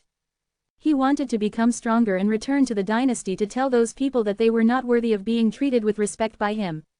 He wanted to destroy that sect too. Furthermore, he wanted to spread the communication talisman. He also wanted to establish a faction or join a super faction to become an elder. He had a master now, so it was impossible for him to become a disciple of another faction. However, he could become a guest elder. Qian Ming hailed from a humble background. He knew very well that without great strength, it would be difficult for him to achieve much in life. Strength was the foundation of everything. After ending the connection with Qian Ming, Chu Zan looked forward to the communication talisman spreading in the central zone.